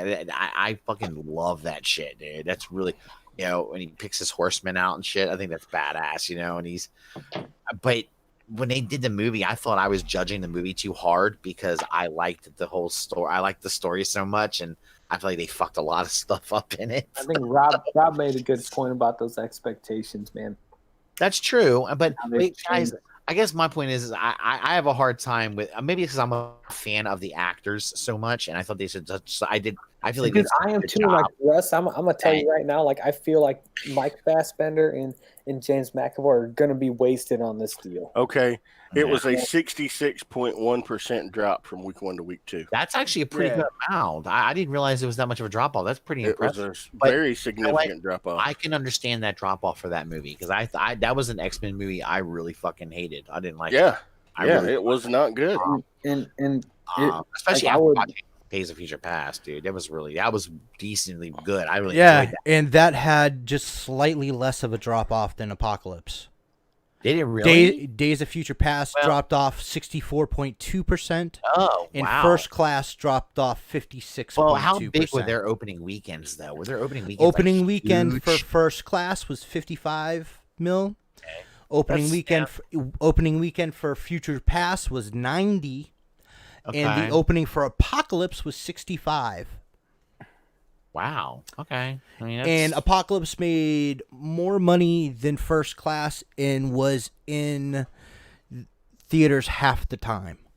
Oh, that's impressive. So a lot of people, I mean, apparently it made a decent amount of money. I mean, that doesn't make it a good movie. No, you're right. Like I said that before, plenty of shitty movies have made a lot of money.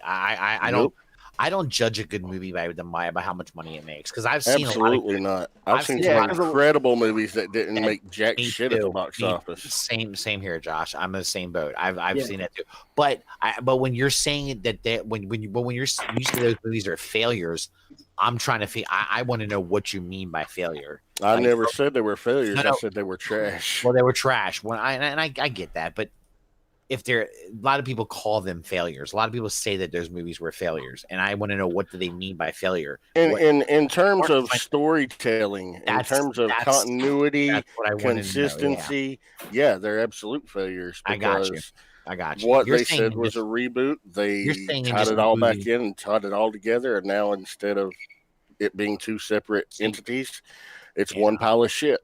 Right. See, I think what it is people like us that are that read the comic books, we know the stories, we know this, we know what to look for, and when we go to a movie and we're harder core fans than the casuals. I think a lot of casuals make up for how movies like that's how I believe Transformers made a lot of money. That's exactly how it is. Casual fans. And here's the thing: these a lot of casual money too. These studios don't cater to us because we are such a small part of the demographic. They cater to the casual audience goer. Think about it. They're made for the lowest common denominator. Yeah, but that's why we've been given shit from the Fox side. And here's the thing, like with the I don't know anybody who fondly remembers the Fox X-Men flicks. I know a lot of people who had never opened a damn comic in their life that will still talk about the original Iron Man, the original Avengers movies. Right. You know, they love them. They eat them up. And they talk about the continuity and the connectivity between all the different films. Well, they did a wonderful job on it for the most. They're pretty good. Right. And that has set an expectation in your casual crowd now, too. Yeah. Not just the comic book nerds. Well, and to keep in mind, too, you know, Fox clearly didn't give a fuck about that. They didn't. No, all they cared about was dollars. They were just spitting the fucking movies out. And I look, I'm so happy to see this, to see them that they bought Fox and they got this back, because those fuckers were ruining. Like, X-Men are a fucking amazing. The stories are incredible. They're probably the X-Men are probably my favorite comic because I love the political satire of the comic book myself. Yeah, it's such a real world kind of thing if you think about it. Go ahead, Josh. You know. Okay, I was going to say, here's the thing that I would like to bring up. If the X-Men properties were that good and that thriving, don't you think Marvel would have been plenty happy enough to let them merchandise figures and toys and push those comic books to prominence so they could reap some of that reward and piggyback off of it? No, because they were not pleased with the bullshit that was being put out. No, they didn't get the input they wanted into the movies. So they stopped stopped marketing those movies. They stopped supporting their own properties to spite Fox so that they could get the rights back in a battle, and they did. So what you're basically saying, Nick, and I think you're right, because Josh, if you look at it, it's more that they probably did that, and then they were like, I think it's a combination of both. I don't know. But maybe you're right, because they didn't have they weren't able to have some say in how things were being done.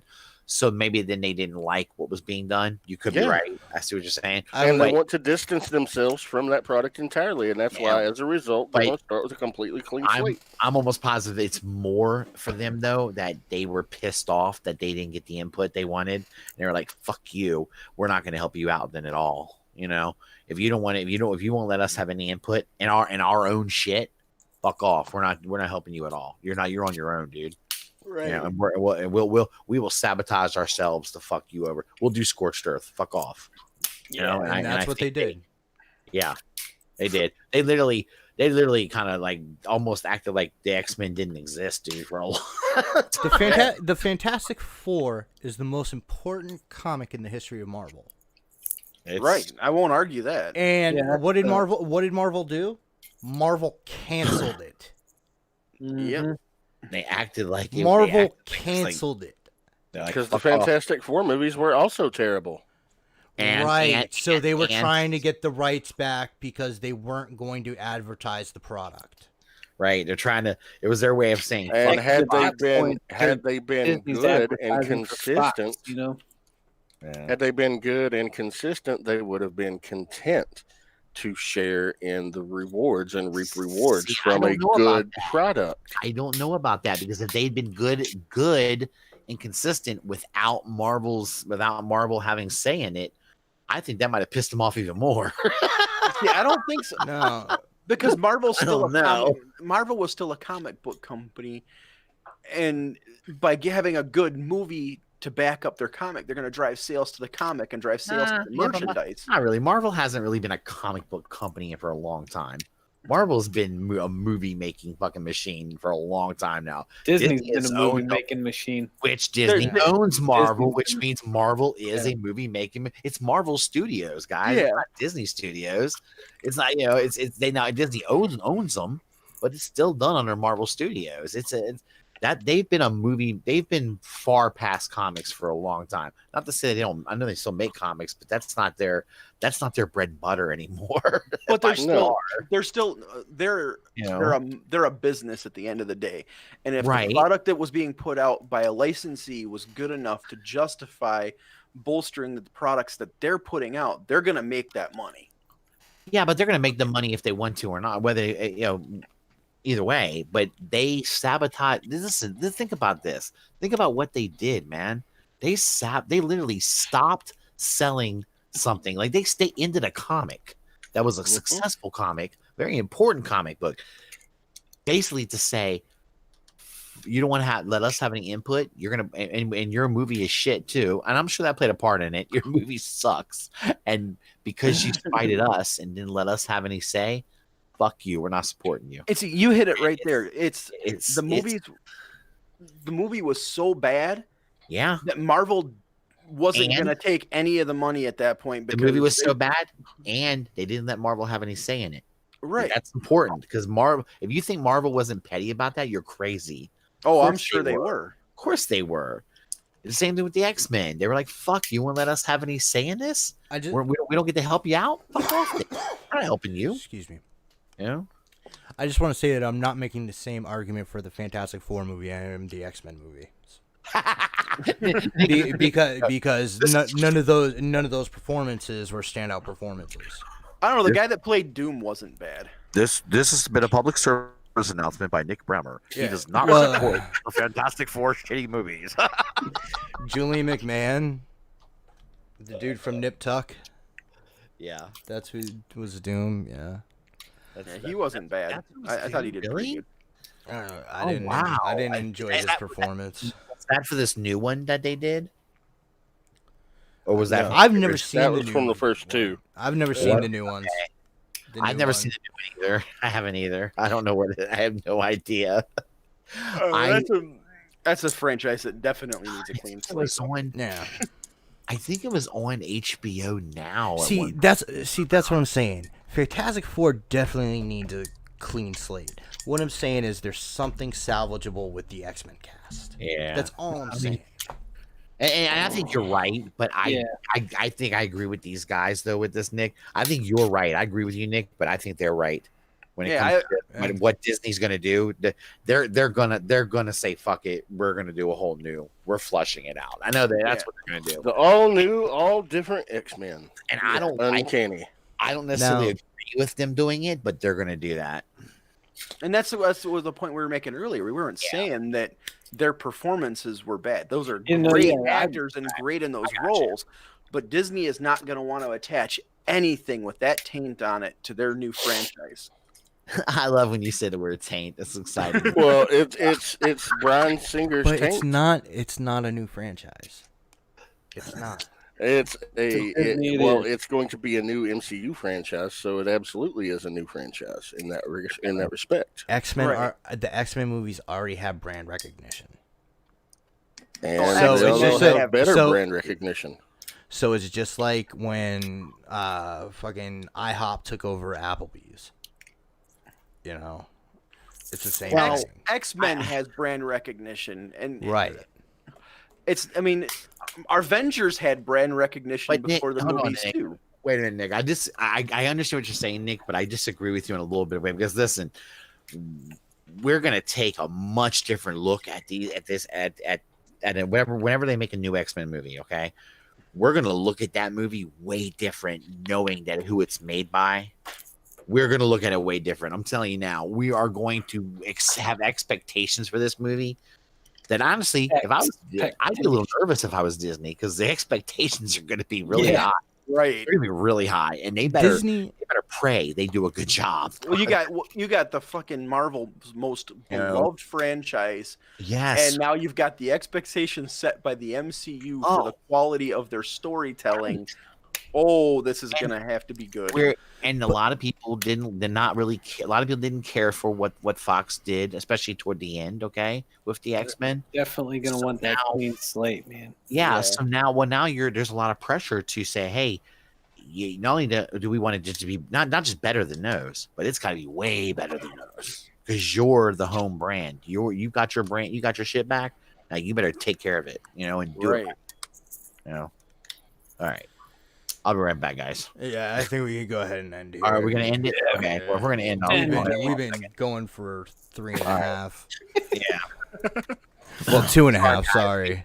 we get the yapping and arguing. Hey, we passionate. get fucking passionate about shit. No, so, but that's True it's that. cool because it's all respectful. yeah, it's Yeah. not like know what I we're mean? calling Like, each we're all- other's names and shit. So. No. And when I say, oh, that's a bullshit idea or something like that, I don't mean no. That's your idea is bullshit. I mean, I think that idea doesn't have merit on paper, that it wouldn't work based on what we've been given in the past. You know what I'm saying? Since we're getting ready to end, I'm gonna say goodbye, everybody. I'll see you guys later. All right. So y'all hang out. I gotta use the bathroom. So y'all let me. Russ right, gotta go guys. pee. All right, this has been a long one. Thanks for staying with us. Peace, love, and hair grease. Here come the credits.